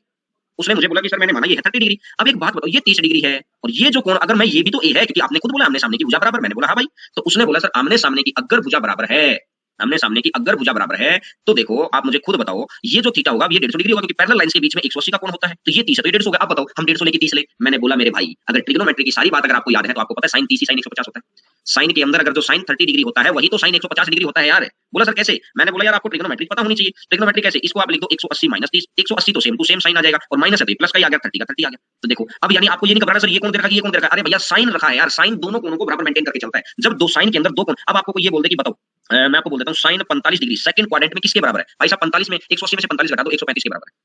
अगर कोई आपको बोल दे कि चलो sin 42 डिग्री, बता किसके बराबर है, अगर 180 में से 42 घटा दो sin 138 के बराबर होगा। ये बोलो बात क्लियर हो गई, क्लियर है। अगर मैं कहता हूं कि बताओ sin 72 डिग्री किसके बराबर होगा, 180 में से घटा दो भाई साहब, ये हो जाएगा 80 है तो 100 108, sin 108 के बराबर है, दोनों का जोड़ 180 हो जाए तो इसका मतलब है कि बात है क्लियर है, ठीक है। चलिए अब मैं ये हटा देता हूं, तो ये बात ये पंगा खत्म हो गया कि सर इधर वाली साइड का दे रखा है, भाई कौन सी साइड का दे दे, बात बराबर ही पढ़नी है, क्योंकि साथ में साइन लिखा ना कि कोस, वो बहुत सोच समझ के जो ये फॉर्मूले बनते हैं ना, बहुत सोच समझ के बनते हैं। तो a और b और इनटू में sin थीटा। बोला सर ये वाली चीज और कहां अप्लाई होती है, मैंने बोला यार हर जगह अप्लाई होती है, मैंने बोला हर जगह अप्लाई होती है, बस sin थीटा को हम लेते नहीं है, नहीं तो हर जगह ही sin थीटा होता है। बोला सर कैसे, इस समानांतर है यार, ठीक है हाँ ठीक है। बोला सर मैंने बोला कि अगर ये वर्ग है या आयत है, रेक्टेंगल है, रेक्टेंगल में ये कितना डिग्री होता है, 90 डिग्री होता है। अगर रेक्टेंगल में ये 90 डिग्री होगा तो लेंथ और ब्रेड्थ मैं लिख सकता हूं l इंटू बी और इंटू में sin theta, l into B into sin theta, l into B तो l इंटू बी और sin थीटा, दोनों के बीच में कितने का कोण है 90 डिग्री। अगर दोनों के बीच में 90 डिग्री तो sin 90 कितना होता है, एक होता है, sin 90 कितना होता है, एक होता है, तो कितना बन जाएगा, ये आ जाएगा lb, ये आ जाएगा lb, sin 90 हो जाएगा ये l और b। बोलो अगर यहां तक बात अगर क्लियर है तो, ठीक है। चलिएगा अब मैं बात को आगे बढ़ाता हूं। एक होता है अगर मेरे को डायगोनल दे रखे तो half of d1 into d2 into sin theta, क्योंकि दोनों लेंथ अलग अलग है, अगर लेंथ अलग अलग है तो एक दूसरे को 90 पर तो नहीं काटेंगे, एक दूसरे को 90 पर तो नहीं काटेंगे। अगर लेंथ बराबर होती तो डायगोनल एक दूसरे को 90 पर काटते, डायगोनल मिड पॉइंट पर भी काटते और 90 पर भी काटते, लेकिन अगर ना तो ये मिड पॉइंट पे काटेंगे और ना ये 90 पे काटेंगे। पेरीमीटर कितना होता है, a है तो इधर भी a है और इधर भी है तो इधर भी b है, तो 2a और 2b। ये सबसे इंपॉर्टेंट पॉइंट है इसका थर्ड नंबर, तीसरा नंबर इसका सबसे इंपॉर्टेंट पॉइंट है भाई, तीसरा नंबर इसका सबसे इंपॉर्टेंट पॉइंट है, d1 का स्क्वायर प्लस d2 का square is equal to twice of a square plus b square. खूब सारे क्वेश्चंस आएंगे, d1 का स्क्वायर प्लस d2 का square is equal to twice of. 1 minute रखना है, मैं छोटे छोटे पॉइंट यहाँ पर नोट करता रहूंगा जो मुझे चेंज करवाने हैं, जिनका मुझे लग रहा है कि ये चेंज होने चाहिए। d1 का स्क्वायर प्लस d2 का square is equal to twice of a square plus में b स्क्वायर। ठीक है, देखो twice of a square plus में b स्क्वायर। ठीक है, तो चलिएगा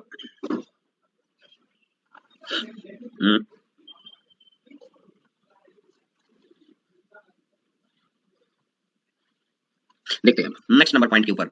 नेक्स्ट नंबर पॉइंट के ऊपर देखो, अब ये है समान एरिया ऑफ पैरेललोग्राम। पैरेललोग्राम का एरिया, पैरेललोग्राम का एरिया देखो, पैरेललोग्राम क्या है, ये ए भी तो साइड है, इस डायगोनल को मैंने मान लिया डी, इस डायगोनल को मैंने मान लिया डी। तो अब एक बात देखो, इस डायगोनल को अगर मैंने डी मान लिया तो इस वाले त्रिभुज का एरिया जो मैंने शेडेड किया है, जो मैंने शेडेड किया है, इस त्रिभुज का एरिया कितना होगा? सेमी पैरामीटर, सेमी पैरामीटर आप मैंने नीचे लिख दिया, कैसे निकालना है सेमी पैरामीटर, कैसे निकालना मैंने लिख दिया, a plus B plus D. Semi parameter पता है अर्ध परिमाप, अब s into S minus A, S minus B और एस माइनस डी, ये आ गया सेमी, यानी ये आ गया इसका एरिया। यानी मुझे एक बात पता चल गया कि डायगोनल इसको बराबर भागों में बांटता है, डायगोनल एरिया को बराबर भागों में बांटता है, डायगोनल एरिया को बराबर भागों में बांटता है। यहां मैं लिख देता हूं, तभी तो ना, जितना ये होगा उतना ही तो ये होगा, जितना ये होगा उतना ही तो ये होगा। तो तभी तो ये हीरोज फॉर्मूले का डबल ही तो किया है, ध्यान रखो, ये हीरोज फॉर्मूले का डबल ही तो किया है। बोलो अगर बात बिल्कुल क्लियर है तो, हीरोज फॉर्मूले का डबल किया है।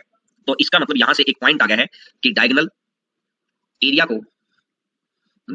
को बराबर भागों में बांटता है, बराबर भागों में बांटता है, डायगोनल एरिया को बराबर भागों में बांटता है। ठीक है, देखिए समानांतर चतुर्भुज में आसन कोणों का योग, आसन कोण कौन से होते हैं मैं आपको बताता हूं। आसन कोण कौन से होते हैं, ये और ये कोण और ये कोण। आसन कोण कौन से होते हैं, ये कोण और ये कोण। आसन कोणों का योग 180 और विपरीत कोण बराबर। भाई साहब खुद देखो, अभी मैंने बताया था अगर ये 30 होगा तो ये 150 होगा। यहां तक बात क्लियर हो गया। अब पैरेलल साइड, ये इसके पैरेलल है, अगर पैरेलल साइड्स के अंदर आमने सामने के, मतलब पैरेलल साइड में एक लाइन के ऊपर रेखा का कोण है, मतलब कोणों का जोड़ 180 होता है। ये 150 तो ये 30 भी तो है, ये 150 तो ये 30 रखना पड़ेगा। अब ये 30 है तो ये 150 रखना पड़ेगा, क्योंकि भाई ये दोनों पैरेलल होगी, पैरेलल लाइन के बीच में कोणों का जोड़ 180 होता है। तो खुद देखो आसन कोण कौन से, जो एक लाइन पर होते हैं, ये एक लाइन ए बी पर, एंगल ए पर बना कोण, और मतलब ए के ऊपर बना कोण और बी पर बना कोण, ये होते हैं आसन कोण। अच्छा ये सी पर, ये लाइन तो होगी ना ए सी, तो ए पे बना कोण और सी पे बना कोण, मतलब कंप्लीट रेखा पर बने कोणों को बोलते हैं आसन कोण। 180 होगा क्योंकि पैरेलल है इसलिए, और विपरीत कोण ए से ये वाला देखो 30 का 30 आ गया, यहाँ 150 का 150 आ गया, यहाँ 150 का 150 आ गया, तो विपरीत कोण बराबर होते हैं। यहाँ तक भी बात क्लियर है। 6 नंबर पॉइंट, समचतुर्भुज के दोनों विकर्ण ना तो बराबर होते हैं ना ही 90 डिग्री पर काटते हैं, ना तो बराबर होते हैं ना 90 डिग्री पर काटते हैं। ठीक है, ना तो इक्वल है, आपको भी अभी दिखाई दे रहा है, आप खुद सोचो। चलो मैं यहीं पे बना के दिखाता हूँ, ये मैंने समानांतर चतुर्भुज बोल दिया।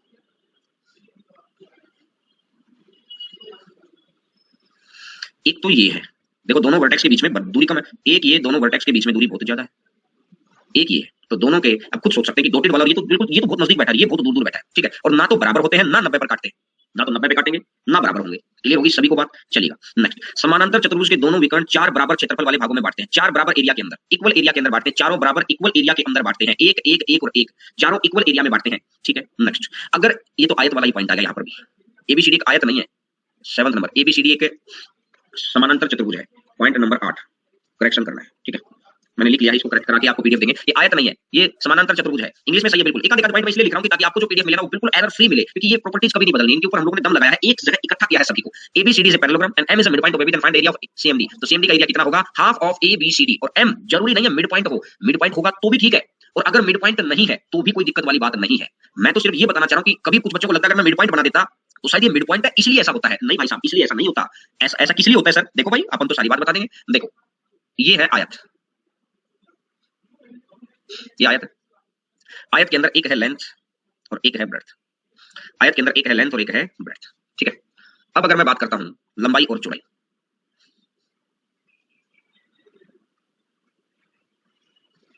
अब खुद सोचना, ये तो हो गया है साइड इनटू साइड। अगर मैं ये डायगोनल कर देता हूं, अगर मैंने ये डायगोनल कर दिया तो एक बात ये बन गया आधा, ये ट्रायंगल ही तो बन गया, और जैसे ही ट्रायंगल बनता है half of L into B बन गया, half of L into B बन गया। अब खुद सोचो, जो ये है ये भी तो एक ट्रायंगल ही तो बन गया सीएमडी।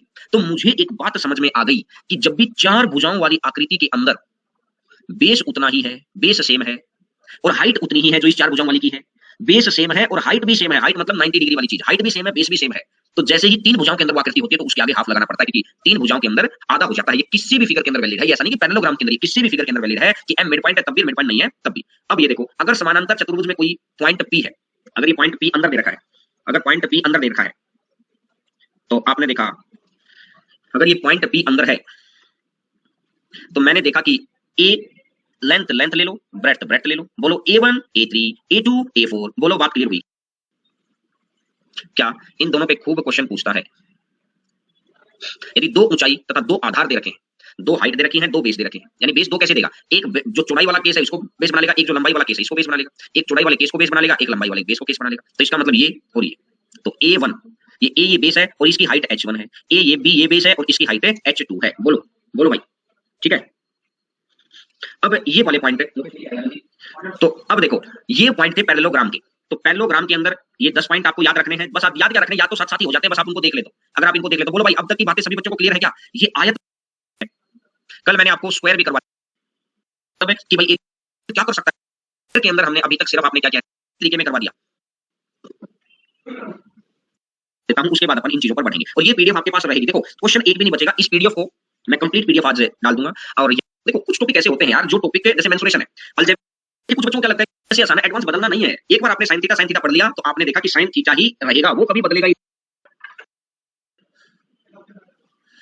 देखिएगा अब स्क्वायर की देखो दोनों, मैं बार बार इस बात के ऊपर क्यों बात कर रहा हूं, क्योंकि आपको फिर दिक्कत ना हो, बार बार इस बात पे इसलिए बात कर रहा हूं, इस वाली बात पर, कि जब सभी साइड बराबर होती हैं तो एक दूसरे को 90 पर भी काटेंगे और समद्विभाजित भी करेंगे, एक दूसरे को 90 पर भी काटेंगे और समद्विभाजित भी करेंगे। बात क्लियर है ना, समान भागों में भी बांटेंगे। देखो ये चीज मैंने कल आपको बता दी थी, ये तो इसके बेसिक पॉइंट्स हैं, ये इसके बेसिक पॉइंट्स हैं। और बेसिक पॉइंट्स के बाद ये चीज कल याद है आपको, लास्ट में आपने ये किया था, कल लास्ट में आपने ये किया था कैसे, कि अगर वर्ग में छोटा सा वर्ग काट दिया जाएगा शिफ्ट हो जाता है। आप एक बार चेक कर लेना, इसको ठीक करा देंगे, है ना।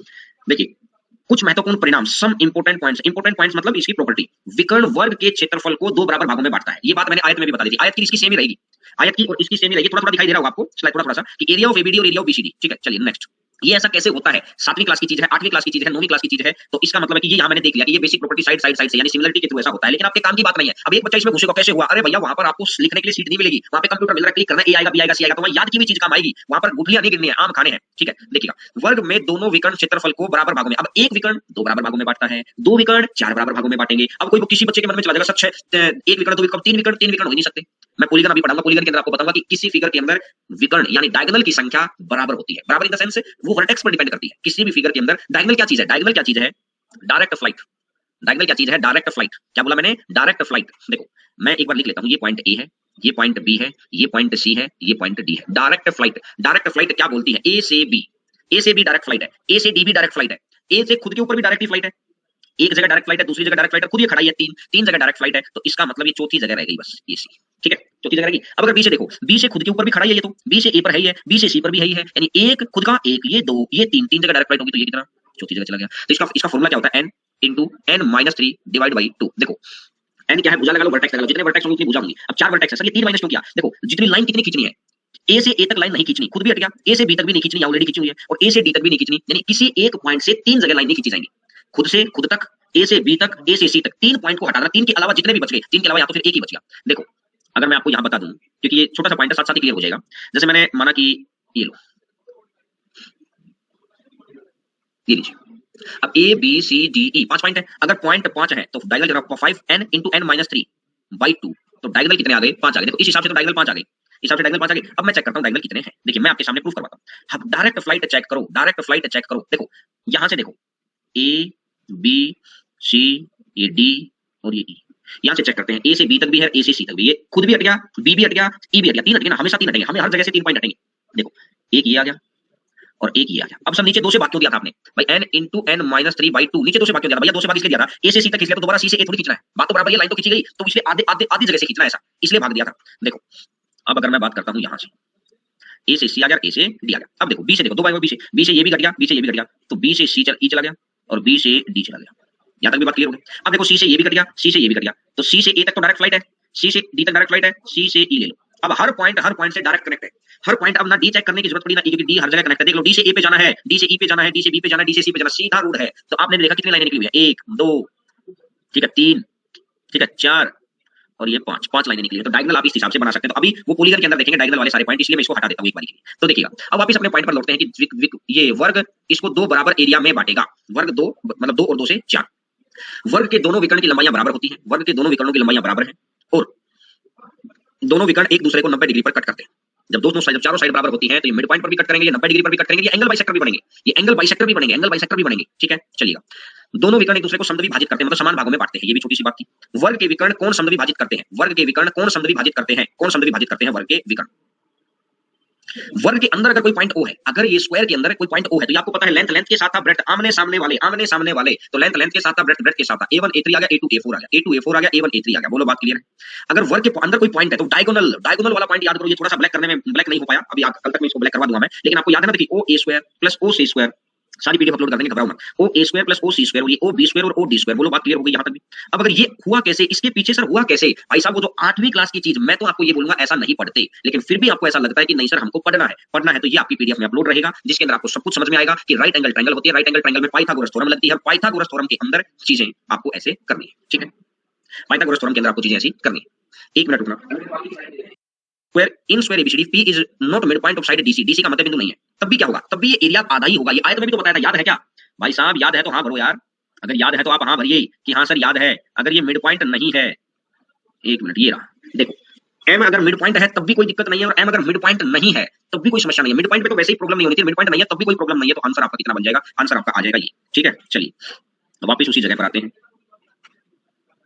वापस उसी जगह पर आते हैं। ये देखिए, अगर ये इधर वाली साइड पे किसी बच्चे को लगे कि सर इधर ही होता है, ये नहीं भाई इधर ले ले, बीसी पे ले ले, मैंने दोनों फिगर बनवा दिए हैं, मन में किसी तरीके का कोई कंफ्यूजन ही ना रहे किसी भी पॉइंट से। ठीक है, नेक्स्ट।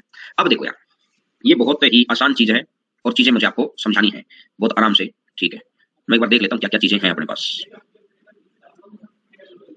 देखो अब ये पॉइंट आने के बाद इसी के अंदर क्या आता है, ये शेडेड एरिया का पोर्शन आता है, तो इसी के 2D के अंदर कुछ हिस्सा हम शेडेड का साथ में लेके चलेंगे। ये शेडेड एरिया के पोर्शन को हम लोग 2 तरीके से बना सकते हैं, लेकिन 2 तरीके से बनाने से बेहतर है हम एक तरीके से बनाएं। कहते हैं ना कि 10 किताबें पढ़ने से बेहतर है एक किताब को 10 बार पढ़ लो, ये चीज आपने सुनी है, तो मैं कहूंगा 2 तरीकों से बनाने से, 3 तरीकों से बनाने से बेहतर है एक तरीका सीखो परफेक्ट वाला, जिसमें जल्दी आंसर आए। अब मेरे को तो तीनों तरीके पता है, जब आप एक्सपर्टाइज की राह पे चलेंगे तो तीनों चारों तरीके पता होने चाहिए, लेकिन अभी आप जॉब लेने की राह पर है, तो जॉब लेने के लिए सबसे अच्छा पैटर्न यही है कि आपको एक तरीका हो बहुत अच्छा। तो देखिए ये 4/7 स्क्वायर कैसे आया, बाद में तो याद हो जाएगा, 100% याद हो जाएगा, आज ही याद हो जाएगा। 4/7 स्क्वायर कैसे आया मैंने लिखवा रखा है, कुछ लिखने की जरूरत नहीं है। देखो सबसे पहले सेक्शन पे हो, ये चीज है एबीसीडी आपकी, ये है। आप सबसे पहले सेक्शन पे आपने क्या किया, यहां पर एक पॉइंट, यहां पे प्रकार की नोक रखी, यहां पे प्रकार की नोक रखी, और प्रकार की नोक को यहां पे रख के ए बी से ए तक इसको बना लिया रेडियस, बी से ए तक इसको बना लिया रेडियस। प्रकार की नोक यहां रखी, ये हो गया है रेडियस। रेडियस अगर हो गया तो इसको अपन ऐसे खींच देंगे, इसको अपन ऐसे खींच देंगे, इसको अपन ऐसे खींच देंगे ये, लेकिन इसके बाहर आ गया, सर्कल खींच दिया कंप्लीट, इसको सेंटर मानते हुए कंप्लीट सर्कल खींच दिया, इसको सेंटर मानते हुए कंप्लीट सर्कल खींच दिया, और कंप्लीट सर्कल अगर खींच दिया तो ये हो जाएगा V। देखो अब अगर ये कहता है कि ये कंप्लीट सर्कल है तो ए बी और सी, ए बी सी, इसका एरिया कैसे आएगा? क्वाड्रेंट हो गया। क्वाड्रेंट कैसे? 90 डिग्री के ऊपर सर्कल का हिस्से को बोलते हैं क्वाड्रेंट। ये 90 डिग्री तो होता है ना, यहाँ पर तो 90 डिग्री है, क्योंकि वर्ग के अंदर तो 90 डिग्री होता है। तो देखिए कैसे निकालेंगे, इसका रेडियस कितना है ए, क्योंकि साइड तो ए है तो रेडियस ए है, तो सर्कल का चौथा हिस्सा, अभी मैंने आपको दिखाया था, सर्कल का चौथा हिस्सा इसको सेंटर मान लिया, ये ऐसे खींचा, सर्कल का चौथा हिस्सा, ये पूरा सर्कल है, ये सर्कल का 90 डिग्री है, ये 90 डिग्री है, तो सर्कल का चौथा हिस्सा आ गया, सर्कल का चौथा हिस्सा। अगर ये सर्कल का चौथा हिस्सा आ गया तो पाई ए स्क्वायर बाई 4 आ गया, पाई ए स्क्वायर बाई 4 आ गया। यहां तक बात क्लियर है क्या? बोलो। ठीक है, अब मैं ये कहता हूं, और इधर वाले में मैंने यहां पर सेंटर किसको माना था? बी को। अब दूसरे केस में मैंने सेंटर माना डी को, दूसरे केस में मैंने सेंटर माना डी को, और डी को मान के फिर वही तरीका है, यहां एक सर्कल खींचेगा, सर्कल खींचेगा तो सर्कल का चौथा हिस्सा तो पाई ए स्क्वायर बाई 4 हो गया। तो अब आपने देखा कि एक बात देखो, एक मैं अगर यहां से एक स्लाइड साथ में लगा लेता हूं, गौर करके सुनना मेरी बात को। यहां अगर मैं देखता हूं ये वाला, यहां अगर मैं देखता हूं ये वाला, ठीक है, इसको, ये बी को अगर मैंने सेंटर माना था, बी को सेंटर माना था तो हो गया ये, क्लियर हो गया। और अब अगर मैं देखता हूं ये, इसको अगर मैं सेंटर मानता हूं तो इसको सेंटर मानूंगा तो ये हो गया, तो ये वाला एरिया आ गया, ये वाला एरिया आ गया है, ये वाला। अब आप खुद सोचना, अगर मैं इस एक बारी इधर वाले क्वाड्रेंट को ले लिया, एक बारी मैंने इधर वाले क्वाड्रेंट को ले लिया,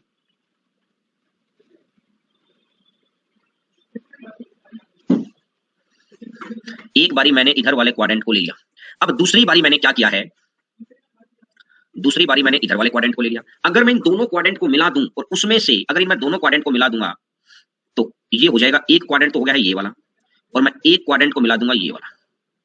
अगर ये दोनों क्वाड्रेंट मिल गए तो आपने एक बात देखी, ये जो मिडल के अंदर है यहां पर रेड वाला, रेड के अंदर भी गिना गया और व्हाइट के अंदर भी गिना गया, रेड के अंदर भी गिना गया और व्हाइट के अंदर भी गिना गया। तो अगर मैं एक बारी इस स्क्वायर को हटा दूंगा तो ये वाला पोर्शन भी हटेगा, और एक बार ये हट जाएगा और एक बार ये हट जाएगा, तो एक बार स्क्वायर हटने से यहाँ का एक बारी का एरिया बच गया। सर बात समझ नहीं आई भाई, एक बात याद करो, परसेंटेज याद करो, छोड़ो इस चीज को, परसेंटेज से कनेक्ट कर दो।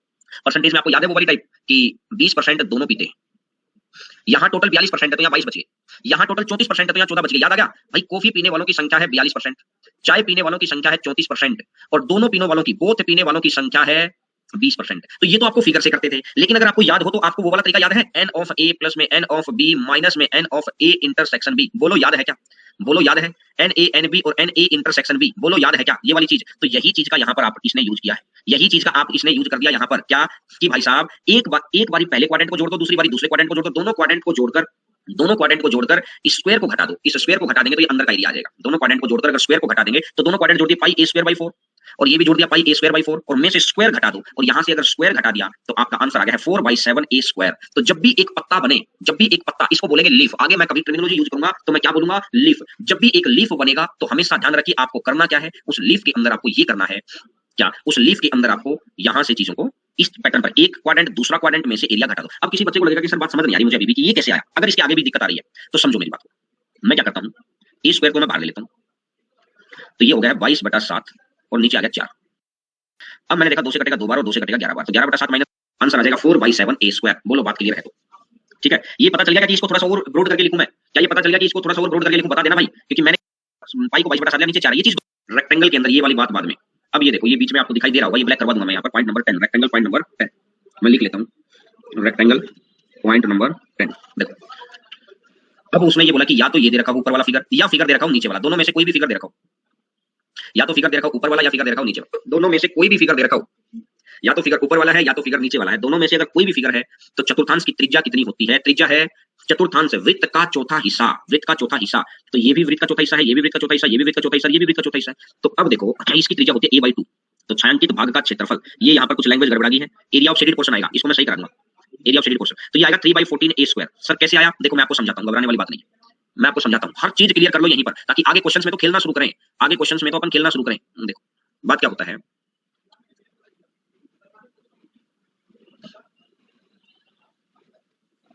अब जो ये मिडल वाला जो पोर्शन है ना, यही तो चाहिए अपने को, यही तो चाहिए ना। ये साइड ए दे रखी है, तो आपको पता है कि ये वाली चीज कितनी बनेगी? a/2, और जो ये वाली चीज है ये भी कितनी बनेगी? a/2। ये भी a/2 है, ये भी a/2 है। तो खुद सोचो यार, अगर मैं ए स्क्वायर में से मैं माइनस कर देता हूँ, ए स्क्वायर में से मैं माइनस कर देता हूँ, मैं किस चीज को माइनस करता हूँ? ए स्क्वायर में से मैं ए स्क्वायर में से माइनस कर देता हूँ इस वाले को, इस वाले को, इस वाले को और इस वाले को, इन चारों को मैं माइनस कर देता हूँ। तो चलो एक का एरिया निकाल देता हूँ और फिर उसकी 4 से गुणा कर दूंगा। तो एक का एरिया कितना होता है? Pi R square A square by 4, A square by 4, यही तो होगा। ए नहीं, a/2 pi R square, A square minus pi R square a/2 into a/2, बिल्कुल सही तो था। चलो कोई बात नहीं, a/2 into a/2 pi R square. ये हो गया ये पूरा सर्कल। इस सर्कल को अगर मैं 4 से भाग दे दूंगा, इस सर्कल को अगर मैं 4 से भाग दे दूंगा, तो ये सिर्फ इस क्वाड्रेंट का हिस्सा आ गया पहले का, ये सिर्फ पहले क्वाड्रेंट का हिस्सा आ गया। बोलो इस सर्कल को, क्योंकि ये तो पूरे सर्कल का एरिया आएगा, और सर्कल को अगर मैंने 4 से भाग दिया तो ये आ गया। और ये अगर पहला क्वाड्रेंट है तो ये 2 3 4 चारों क्वाड्रेंट है, तो ऊपर कर दो इसकी 4 से गुणा। भाई साहब 4 से 4 चला गया, 4 से 4 चला गया, ए स्क्वायर बाहर कर लो, ए स्क्वायर बाहर कर लोगे तो 1 माइनस ये आ जाएगा 22/7 और नीचे वाला 2। क्या दे रखा है यार?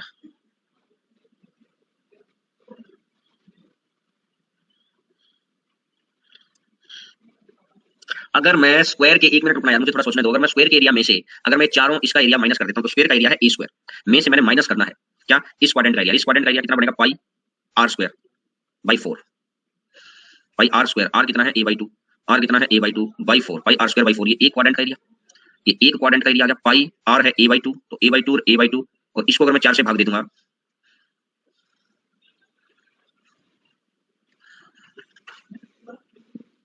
एक मिनट रुकना यार, एक मिनट रुकना। 11/14 आ गया ना? अरे सही तो है, सही तो आ रहा है। मैं ही कंफ्यूजन, मैं आगे तक की सोच के रह गया। बिल्कुल सही तो आ रहा है। इसका घटाता हूँ, पाई आर स्क्वायर a/2 और a/2 पाई आर स्क्वायर, 2 लिखा नहीं है बिल्कुल। अब ओके हो गया, मैंने लिखा आधा था, इस वजह से गड़बड़ हो गई कैलकुलेशन के अंदर, मैंने लिखा आधा था। तो अब अगर मैं यहां से देखूंगा तो 2 से कटेगा 11 बार, और 7 14 14 माइनस 11, तो ये कितना बन जाएगा? 3/14 ए स्क्वायर, 3/14 ए स्क्वायर। ये तो पूछता है कभी कभी, ये तो पूछता है कभी कभी। अगर आपको देखना है, अगर ये निकालना है तो आपको क्या करना है? एक बात देखो, एक किस्म से अगर आपने देखा, ये 4 क्वाड्रेंट घटाने का मतलब एक सर्कल ही तो घटाया है। मैं कह रहा हूं 4 क्वाड्रेंट घटाने का मतलब एक सर्कल ही तो घटाया, पाई आर स्क्वायर ही तो किया है, पाई आर स्क्वायर तो माइनस किया है। तो यही ऊपर वाला केस में देखो, इस स्क्वायर में से अगर एक सर्कल घटा देंगे, इस स्क्वायर में से अगर एक सर्कल घटा देंगे तो ये 3/14 ए स्क्वायर बनेगा। अगर स्क्वायर में से एक सर्कल घटा देंगे तो ये 3/14 ए स्क्वायर बनेगा। बोलो अगर बात क्लियर है तो। अब तो बात बिल्कुल क्लियर होनी चाहिए। ये बनेगा 3/14 ए स्क्वायर। बोलो, यानी 4 क्वाड्रेंट आपने टुकड़ों में घटाए, दोनों फिगर सेम ही है। वहां इस बार ये सर्कल इकट्ठा कर दिया, यहाँ इन 4 भागों में तोड़ दिया, दोनों बात वही है। 1 2 3 4 4 क्वाड्रेंट, एक सर्कल घटाना स्क्वायर में से, स्क्वायर में से एक सर्कल घटाना, यहाँ कंप्लीट सर्कल घटाना तो कितना बन जाएगा? और एक पत्ती है तो 4/7 ए स्क्वायर। एक इसको देखो, अब यहां से ये कंप्लीट अच्छे से कर नहीं पाया, ये गड़बड़ कर दी इसने। इस पॉइंट में भी गड़बड़ है, मैं पॉइंट नंबर लिख लेता हूं, पॉइंट 11 मैं बताता हूं गड़बड़ क्या है।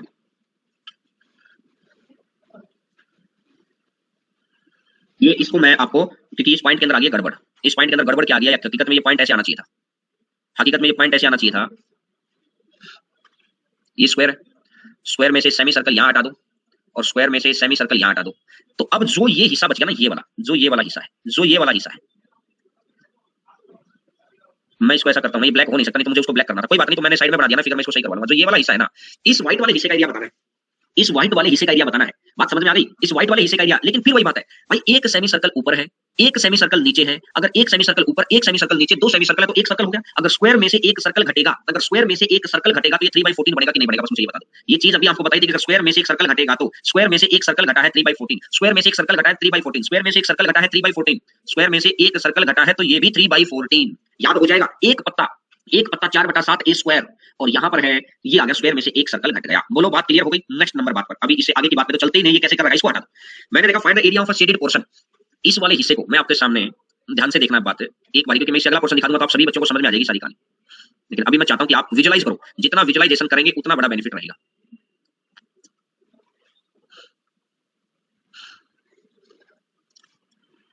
देखो क्या किया गया है, यहां पर सेंटर मानकर, सेंटर मानो यहां पर, ये लो। मैं एक बार थोड़ा छोटा फिगर बनाता हूं,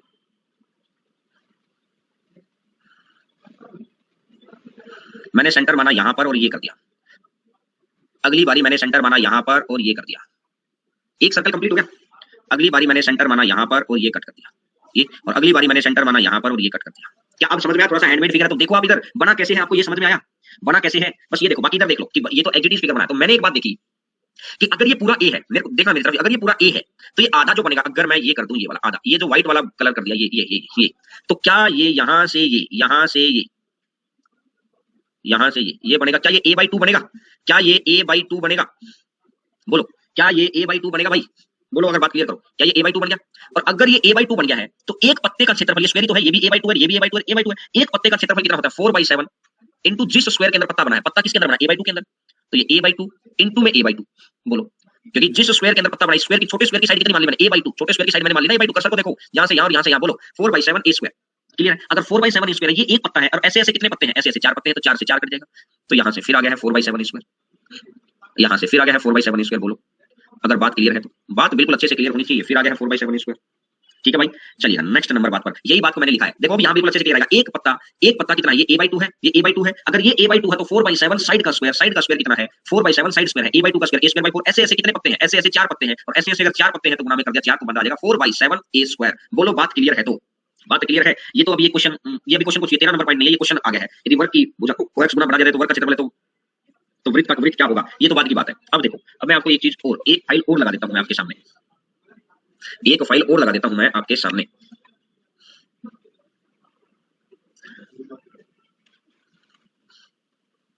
अब आ गई है रोम्बस, अब आ गया है रोम्बस। देखो, it is a type of parallelogram in which all four sides are equal. Rhombus है, यह एक प्रकार का समानांतरी चतुर्भुज होता है कि आमने सामने की भुजाएं पैरेलल, आमने सामने की भुजाएं पैरेलल, लेकिन इसकी चारों भुजाएं बराबर होती है। भाई सर समझ नहीं आया, फिर आपने समानांतर चतुर्भुज क्यों बोला?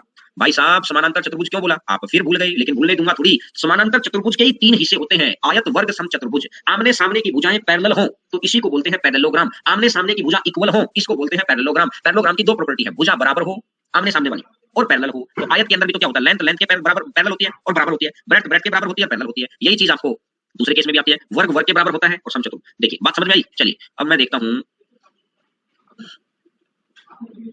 तो ये एक प्रकार का समानांतर चतुर्भुज जिसकी चारों भुजाएं बराबर होती हैं। डायगोनल एक दूसरे को 90 डिग्री पर समद्विभाजित करते हैं, डायगोनल एक दूसरे को 90 डिग्री के ऊपर समद्विभाजित करते हैं। पॉइंट नंबर 1, ठीक है, इसको भी मैं सही करा दूंगा। एरिया कितना होता है? Half of d1 into d2। हकीकत में तो यहाँ पर sin 90 भी होता है, हकीकत में तो sin थीटा भी होता है। ये तो पैरेललोग्राम में था, half of d1 into d2 into sin theta, लेकिन sin 90 कितना होता है? 1 होता है। अगर sin 90 1 का तो कोई लॉजिक, कोई मतलब ही नहीं है किसी भी तरीके से। तो half of d1 into d2। अब ये कितना हो जाएगा? Base into height, base into height. ये तो किसी भी चतुर्भुज का एरिया होता है, ये होता है बेस और इंटू में हाइट, ये होता है बेस और इंटू में हाइट। बोलो ठीक है, और यहाँ से या आप बोल सकते हैं साइड का स्क्वायर इनटू sin थीटा। भाई ये चीज कैसे? भाई खुद सोचो यार, जब आप पैरेललोग्राम पढ़ रहे थे, जो मैं आपको वो चीज दिखा रहा था कि 30 ले लो चाहे 150 ले लो, याद आ गया? अरे हाँ ना में जवाब दो, याद आया क्या? कि जब a और b मैं बोलता था, a b sin थीटा, बोलो याद बोलता था कि नहीं बोलता था? A B into sine theta. फिर मैंने बोला था कि कुछ बच्चों को परेशानी हो जाती है कि सर ये वाला 30 लेके ये 150 ले, यही आ गया। तो एक बात देखो, जब समचतुर्भुज है तो ये बी नहीं है, ये भी ए है। अगर ये बी नहीं है यहाँ कितना है, अगर ये बी नहीं है तो यहाँ कितना है, ये बी नहीं है तो यहाँ ए है, और यहाँ ए है तो मैं ये कह नहीं सकता कि साइड का स्क्वायर इंटू साइन थीटा। वही बात है, सेम टू सेम, कुछ भी अंतर नहीं है। अब देखो फिर एक पॉइंट आ गया जिसके ऊपर मैं शुरुआत से आपको जोर देके चल रहा हूं। मैं उम्मीद करूंगा कि आपको वो पॉइंट याद रहना चाहिए यार, उम्मीद कर सकता हूं मैं इस बात की। नहीं रहेगा तो याद करवाऊंगा मैं आपको, अगर याद नहीं रहेगा तो मैं आपको याद करवाऊंगा। देख क्या, चारों भुजाएं बराबर हैं। अगर चारों भुजाएं बराबर होती हैं तो डायगोनल क्या क्या कर सकता है, एंगल बाइसेक्टर होगा। डायगोनल आपस में मिड पॉइंट पर कट करेंगे, मिड पॉइंट पर कट करेंगे। बोलो डायगोनल आपस में मिड पॉइंट पे कट करेंगे। और अगर डायगोनल आपस में मिड पॉइंट पे कट करेंगे 90 डिग्री पर भी काटेंगे। अब मिड पॉइंट पे भी कट कर गया, 90 पर भी कट कर गया, और जहां 90 लगती है वहां पाइथागोरस थ्योरम लगती है, जहां 90 लगती है वहां पाइथागोरस थ्योरम लगती है। तो ये हो जाएगा d1 का आधा, ये हो जाएगा d2 का आधा, ये हो जाएगा d1 का आधा, ये हो जाएगा d2 का आधा। बोलो ये हो जाएगा d1 का आधा और ये हो जाएगा d2 का आधा। तो अब 90 डिग्री के सामने वाली भुजा हाइपोटेन्यूज होती है। अगर 90 डिग्री के सामने वाली भुजा हाइपोटेन्यूज होती है तो d1/2 का स्क्वायर प्लस d2/2 का square is equal to a square. d1/2 का स्क्वायर d2/2 का square equal to a square है। अगर मैं इसको हटा दूं तो ये अंडर रूट भी हो जाएगा। अब d1 का स्क्वायर प्लस d2 का स्क्वायर का अंडर रूट, और जो ये नीचे 4 बनेगा इसको बाहर निकाल दिया, half a equal to 1/2 d1 square plus d2 square, a equal to half d1 square और d2 स्क्वायर। बोलो बात क्लियर है तो ठीक है। अब पेरीमीटर, अगर पेरीमीटर होता है 4a, क्योंकि सभी भुजाएं बराबर होती है, बराबर होती है तो होता है 1 2 3 और 4, 4a। और अब वही चीज है, ये चीज कुछ नहीं कर रखा, ये इसी पॉइंट का नेक्स्ट वर्जन दे दिया मैंने, 3 को ही नेक्स्ट आगे कर दिया। ये 2 को इधर कर दो, सोचो एक बार, ये 2 को इधर कर दो, कर्सर को दिखाई दे रहा है, ये 2 को इधर कर दो, दोनों तरफ स्क्वायर कर दो, स्क्वायर कर देंगे तो इधर से तो रूट कैंसिल, और 2a का स्क्वायर 4 स्क्वायर हो गया, तो आंसर आ जाएगा ये वाला। समचतुर्भुज में आसन कोणों का योग 180। आसन कोण पता लगे, आसन कोण कौन से होते हैं, दो साइड, आसन कोण दो साइड। अब जब भी कभी मैं अगर बोलूंगा एडजेसेंट एंगल्स, जब भी मैं कभी बोलूंगा तो आपको पता रहेगा आसन कोणों का जोड़ ये होते हैं, यानी ए से बी, तो ए के ऊपर बना कोण और बी के ऊपर बना कोण पूरी लाइन पर तो ये आसन कोण है। और विपरीत कोण बराबर होंगे वो उसी प्रॉपर्टी के थ्रू कि पैरेलल लाइंस के बीच में 180 डिग्री का सम होता है, इस प्रॉपर्टी के बीच में आगे बढ़ेंगे। समचतुर्भुज में विकर्ण कोण समद्विभाजक होते हैं, ये बात तो आपको रटवा दी है, और एरिया को 4 बराबर भागों में बांटते हैं। बोलो ये बात भी क्लियर होगी। अब अगर कोई पॉइंट P इसके अंदर है, अगर पॉइंट P इसके अंदर है तो आमने सामने याद आ गया, आमने सामने याद आ गया, A1 A3 है, A2 A4 है, A1 A3 है और A2 A4 है। बोलो बात क्लियर है तो ठीक है। अब अगर मैं बात करता हूं, एक पॉइंट आता है साइड ऑफ रोम्बस, अरे यार ये गलत है, ये पॉइंट, इस पॉइंट के अंदर मिसप्रिंटिंग है भाई, इस पॉइंट के अंदर मिसप्रिंटिंग है। मैं लिख लेता हूं इस पॉइंट को, पॉइंट नंबर 8, मैं इसको सही करवा दूंगा बाद में, पॉइंट नंबर 8 ठीक है। इस पॉइंट के अंदर थोड़ी मिसप्रिंटिंग है, इसको मैं आपको बस, मिसप्रिंटिंग तो क्या है, ये C है, ये मिसप्रिंटिंग है। C के सामने C मान लो, या B के सामने इसको B मान लो, इसको A मान लो, तो B के सामने B हो जाएगा, C के सामने C हो जाएगा, समझ गए। तो B इंटू C अपॉन में B प्लस C, ये साइड ऑफ रोम्बस कि एक त्रिभुज के अंदर एक रोम्बस बनाया गया, तो इसकी भुजा पूछी अपने से, इसकी भुजा क्या होगी, जो ये बनाया गया M का मान है, ये किसका मान आया है, ये आया है M का मान, ये आया है M का मान, M का मान आया है, ये साइड ऑफ रोम्बस ये है, तो B इंटू C, B इन ये C है, तो इसका मतलब B इंटू C अपॉन में B प्लस C, जिन दो साइड के बीच में बनता है ना रोम्बस, ये वाली चीज है बस। एक नेक्स्ट आता है आपका ट्रेपेजियम। रोम्बस की तो इतनी प्रॉपर्टी थी जो मैंने आपको दिखाई है, रोम्बस की तो 8-9 पॉइंट के ऊपर रोम्बस खत्म है, हर एक फिगर को बिल्कुल पॉइंट वाइज बांट के आपको बता दिया है, बिल्कुल बहुत अच्छे तरीके से पॉइंट वाइज बांट के आपको बता दिया है। और पॉइंट वाइज बांट के आप पढ़ रहे होंगे तो सबसे अच्छा पॉइंट ये है कि पॉइंट वाइज बांट के पढ़ने से आपके पास नोट्स भी आ गए हैं, सारे फंडे क्लियर हो गए, बाद में जब क्वेश्चंस करेंगे तो किसी तरीके की कोई समस्या आएगी ही नहीं। देखो यह एक ऐसा चतुर्भुज है जिसकी आमने सामने की दो भुजा तो असमान है, ये तो दो भुजा असमान है। देखो डीसी की जो लेंथ है और एबी की जो लेंथ है आपको भी दिखाई दे रहा है, दोनों बराबर नहीं है, और दो असमान भुजा समानांतर है, ये तो पैरेलल होती है, और दो भुजा समानांतर नहीं होती है, ये दोनों भुजा पैरेलल नहीं होती, एडी और बीसी, एडी और बीसी ठीक है। देखो अगर अनपैरेलल साइड इक्वल हो जाए, कहने का मतलब बीडी और एसी अगर बराबर दे दे, अगर दो असमानांतर भुजा बराबर हो, अगर अनपैरेलल साइड को इक्वल दे दे तो ये क्या होता है, समद्विबाहु समलम चतुर्भुज कहलाता है, समद्विबाहु समलम चतुर्भुज कहलाता है। बोलो बात क्लियर है क्या, समद्विबाहु समलम चतुर्भुज कहलाता है ठीक है। और इसका मतलब ये होता है कि अगर ये दोनों साइड बराबर है तो जो ये वाला पोर्शन बच गया ना, ये वाला, इसको आयत बना देते हैं, एबी के बिल्कुल इक्वल पीक्यू कर देते हैं, तो ये जो चीज बच जाती है, ये वाली चीज दोनों की दोनों बराबर हो जाती है, ये वाली चीज दोनों की दोनों बराबर हो जाती है। बोलो बात क्लियर है तो। पेरीमीटर परिमाप ए बी सी डी, देखो पिछले फिगर में देखा था ना, ये ए है, ये बी है, ये सी है, ये डी है, पेरीमीटर चारों भुजाओं को मापना, इसको बोलते हैं पेरीमीटर ठीक है। क्षेत्रफल कितना होता है, ये पॉइंट आपके बड़ा काम आता है, क्षेत्रफल half of sum of parallel side का जोड़ और इनटू में कर दो height, half of sum of parallel side into में कर दो हाइट, इनटू में कर दोगे हाइट तो बात आपकी बन जाएगी। अब देखिए ये तीसरा नंबर पॉइंट पिछले 2 सालों से पूछने लग रहा है कि d1 स्क्वायर प्लस डायगोनल 1 का स्क्वायर और डायगोनल 2 का square is equal to c square d square, c square d square जो अनपैरेलल साइड है, और प्लस में twice of parallel side, unparallel पहले ले लो plus twice of parallel plus twice of parallel, ये चीज देख लो, c square d square plus twice of parallel, ये चीज आपको याद रखनी पड़ेगी। क्वेश्चंस के अंदर मैं प्रैक्टिस कराऊंगा, याद करवा दूंगा ना, सारी चीजें घबरा क्यों रहे हैं, अभी तो एक एक बात को देखकर पढ़ रहे हैं ठीक है। और ये क्या कह रहा है कि अगर समलम चतुर्भुज है, समलम चतुर्भुज आते ही आपके दिमाग में फिक्स हो जाएगा, दो साइड है जो लेंथ में बराबर नहीं होंगी, और ये दो साइड है हो सकता है लेंथ में बराबर हो और हो सकता है लेंथ में बराबर ना भी हो, ये तो उसके ऊपर डिपेंड करेगा, क्या पता हो भी सकता है नहीं भी हो सकता है ठीक है। समलम चतुर्भुज में समानांतर भुजाओं के मध्य बिंदु को मिलाने से बनी रेखाओं की आदि होती है, अगर इनके मिड पॉइंट को मिला लेंगे, अगर इनके मिड पॉइंट को मिला लेंगे तो ऑब्वियस सी बात है ये सामने वाली भुजाओं की आदि होती है, इनके जोड़ का आधा होता है। ये प्रूफ किसके थ्रू होता है, ये प्रूफ होता है थेल्स थ्योरम, जो हम 10वीं क्लास के अंदर पढ़ते हैं ना, Thales theorem, basic proportionality theorem, उसके द्वारा ये प्रूफ होता है दूसरी, अब अगर जैसे ये देख लूं मैं, तो ये जो ये ई पॉइंट और ये एफ पॉइंट है, ये दोनों का ये मैं प्रूफ करा दूंगा आपको ज्योमेट्री के अंदर, लेकिन जिन बच्चों को पता है वो बहुत अच्छी बात है, और जिनको नहीं पता है वो अभी के लिए बस आप इनको याद रख लेना। एक ये इनका सामने वाली भुजाओं का डिफरेंस होता है, और एक ये लास्ट पॉइंट बनता है। ये पॉइंट फिर ले आया मैं 6 नंबर पॉइंट, वो 3rd नंबर पॉइंट और 6 नंबर पॉइंट सेम है। 3rd नंबर पॉइंट को रिमूव कर देंगे अपन, 3rd रिमूव इसके अंदर रिमूव ट्रेपेजियम के अंदर, ठीक है। और फिर से वही यहां से A1 A3 और A2 A4 का एरिया इक्वल गुना कर देना है, इस केस में आपको गुना कर देना है, ठीक है। एरिया ऑफ ट्रायंगल AOB इस केस में आपको गुना करना, बाकी सभी केसेस के अंदर आपका प्लस था। तो आज की क्लास को करते हैं यहीं तक। आप सभी बच्चों का तहे दिल से शुक्रिया, आप जुड़े रहते हैं, लगातार पढ़ते हैं, थैंक यू। चलिएगा, और आप अपडेट सेक्शन में डाल देना, आप बिल्कुल, मैं आज अपडेट सेक्शन के अंदर डालता हूं, ठीक है। तो चलिएगा, ये छोटी छोटी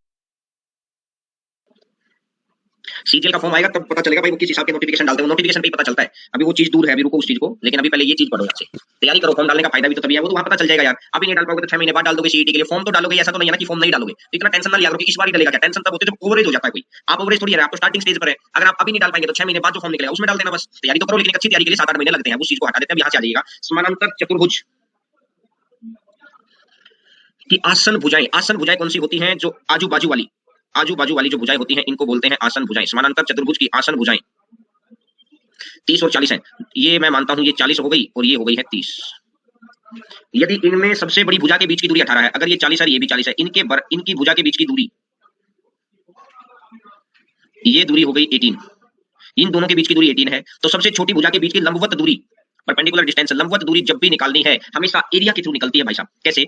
बड़ी भुजाओं के बीच की दूरी दे रखी है 18, तो ये जो छोटी भुजा के बीच की दूरी चाहिए, ये वाली दूरी चाहिए है क्या होगी? ये वाली दूरी चाहिए है क्या होगी? तो गौर करना, 40 गुना 18 बेस इंटू हाइट, 40 गुना 18 base into height is equal to 30 into H, base into height. Area तो किधर से ही निकाल दो इक्वल रहना है, एरिया तो किधर से ही निकाल दो इक्वल रहना है। तो मैंने देखा अगर मैं 0 से 0 को कट कर देता हूं, 3 से 6 को कट कर देता हूं, तो हाइट इक्वल टू कितना बन जाएगा? 24। हाइट इक्वल टू कितना बन जाएगा?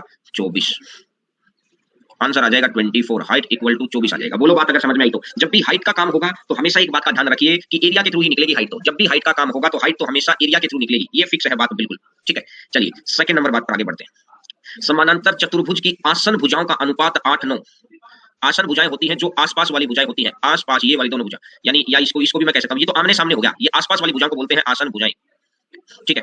ये कह रहा है कि इनकी लंबाई का अनुपात है 8-9। सबसे छोटी भुजा अगर 40 है, मैंने देखा अगर ये 8 है और ये 9 है, अब 8 का मान दे रखा है मुझे 40, अगर 8 का मान 40 दे रखा है, कितने गुना पर बैठा है? 5 गुना पर, और इसका 5 गुना है तो 9 का भी 5 गुना कितना हो जाएगा? 45 हो जाएगा भैया। 9 का भी 5 गुना कितना हो जाएगा? 45। तो मतलब ये अगर 40 हो जाएगा तो ये कितना हो जाएगा? 45 हो जाएगा। अब ये कह रहे हैं उनकी संगत ऊंचाई का अनुपात 3-2 है, संगत ऊंचाई का अनुपात 3-2 है। इसने सबसे बड़ी भुजा और संगत ऊंचाई, तो सबसे बड़ी भुजा और संगत ऊंचाई का अनुपात 3-2 है, यानी अगर लार्जेस्ट साइड अगर 3 है तो इसकी हाइट कितनी है? 2 है। लेकिन एक्चुअली में देखा जाए तो ये 3 ना होकर ये कितनी है? ये 45 है, और 3 का मान 45 हो गया तो ये 15 गुना पर हो गया, और अगर ये 15 गुना है तो 15 गुना 2 तो टोटल कितना हो जाएगा? 30 हो जाएगा। 15 गुना 2 तो टोटल कितना हो जाएगा? ये हाइट हो गई है 30, ये हाइट हो गई है 30। तो अब मैंने देखा कि ये बन जाएगा परपेंडिकुलर डिस्टेंस। इसका ये निकालने की, ये परपेंडिकुलर डिस्टेंस बनाने की जरूरत ही नहीं है, ये वाला परपेंडिकुलर डिस्टेंस बनाने की जरूरत ही नहीं है। तो देखो अब मेरे को इसका एरिया चाहिए है, हाइट आ गई और बेस आ गया, तो मैंने एरिया जब निकालना है तो एरिया कैसे निकलेगा? 45 गुना 30। एरिया कैसे निकलेगा? 45 गुना 30, तो 45 गुना 30 तो टोटल कितना हो जाएगा? 1350। आंसर आ जाएगा 1350, 1350। बोलो आंसर आ जाएगा 1350। बोलो बात क्लियर हो गई सभी बच्चों को? ठीक है, चलिए नेक्स्ट नंबर क्वेश्चन पर आगे। इसी तरीके का क्वेश्चन है, आंसर आपको देना है। देखिए हर टाइप के क्वेश्चन जब मैंने प्रॉपर्टी कराई है समानांतर चतुर्भुज के अंदर जितने क्वेश्चन बन सकते हैं ना प्रीवियस ईयर से लेकर हमने सारे इकट्ठे करके और एक बात आपको बताने लगे। देखिए सबसे छोटी भुजा 30 है और समानांतर भुजाओं का अनुपात दे रखा है, अगर भुजाओं का अनुपात दे रखा है 3:2, छोटी भुजा है 30, 2 का मान हो गया है 30, कितने गुना पर बैठा है? 15 गुना पर बैठा है, तो 3 का भी 15 गुना और 3 का भी 15 गुना कितना हो जाएगा? 45। पहले तो ये आ गई है। संगत ऊंचाई, सबसे बड़ी भुजा और संगत ऊंचाई, बड़ी भुजा अगर 5 है, लार्जेस्ट साइड, और इसकी हाइट का रेशियो है, अगर बड़ी भुजा 5 है तो हाइट 4 है, लेकिन एक्चुअली में देखा जाए तो बड़ी भुजा 5 ना होकर कितनी है? 45 है। कितने गुना पर बैठा है? 9 गुना पर बैठा है, तो 4 का भी 9 गुना और 4 का भी 9 गुना कितना हो जाएगा? 36। 4 का भी 9 गुना कितना हो जाएगा? 36। तो इसका क्षेत्रफल बताना है, और इसका अगर क्षेत्रफल बताना है तो एरिया कैसे निकलता है? ये दूसरा सेक्शन आ गया। अब एरिया कैसे निकलेगा? एरिया आ जाएगा 45 गुना 36, 36 पंजा 180, बचेगा 18, 36 चौका 144 है ना, 144 और 16 और ये 62, तो मतलब आ जाएगा 1620, मतलब आ जाएगा 1620। बोलो अगर बात क्लियर है तो। ठीक है, चलिए नेक्स्ट नंबर क्वेश्चन पर आगे बढ़ते हैं। क्वेश्चन नंबर नेक्स्ट, समानांतर चतुर्भुज की आसन भुजाएं 8 और 6 है, इसका एक विकर्ण 12 है, तो इसके दूसरे विकर्ण की लंबाई ज्ञात करो कितनी होगी? बोलो अगर फॉर्मूला याद है तो डायरेक्ट आपको वो चीज याद होनी चाहिए, अब जो चीज पढ़ाई थी डिटेल के अंदर, क्या? d1 का स्क्वायर प्लस में d2 का square is equal to twice of a square plus b square.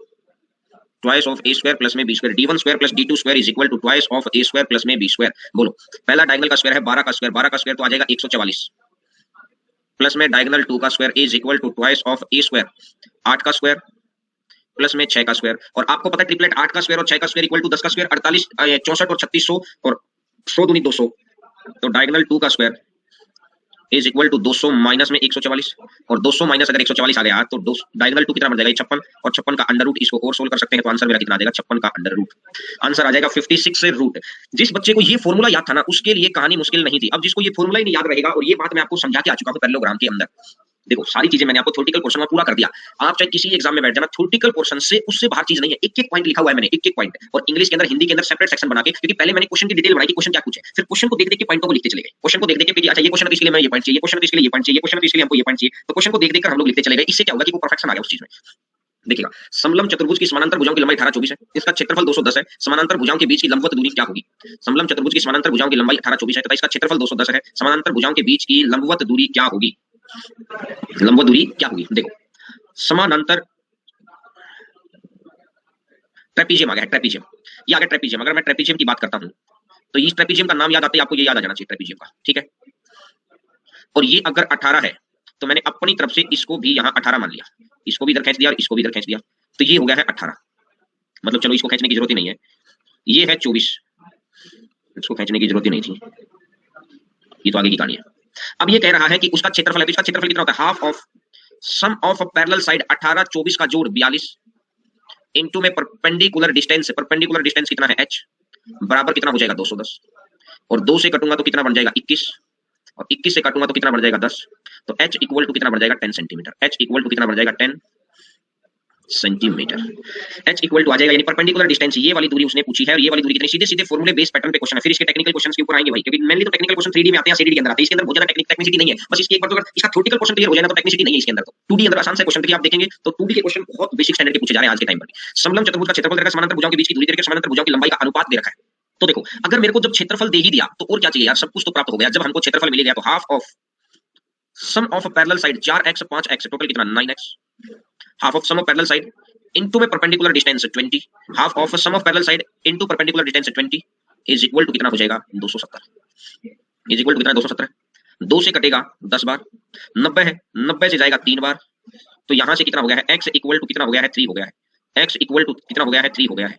अब ये कह रहा है कि समानांतर भुजाओं की लंबाई ज्ञात करो, तो पहली भुजा कितनी होगी 4 गुना 3, पहली भुजा कितनी हो जाएगी 12, और दूसरी भुजा कितनी हो जाएगी 5 गुना 3, दूसरी भुजा कितनी हो जाएगी 15, एक भुजा 12 हो गई, दूसरी भुजा 15 हो गई, तो एक 12 है और दूसरी 15 है। बोलो भैया, बोलो, ठीक है। चलिए नेक्स्ट नंबर क्वेश्चन ये लीजिए, नेक्स्ट नंबर क्वेश्चन है, एक एक चीज को ध्यान से पढ़ते रहिए, चीज को करते रहिए, ध्यान से पढ़ते रहिए, चीजों को करते रहिए। बताइए, समलंब चतुर्भुज का क्षेत्रफल 475 सेंटीमीटर स्क्वायर है, समानांतर भुजाओं के बीच की लंबवत दूरी 19 है, समानांतर भुजाओं की लंबाई का अंतर 4 है, तो भुजाओं की लंबाई ज्ञात करनी है, कितनी होगी? तो देखो,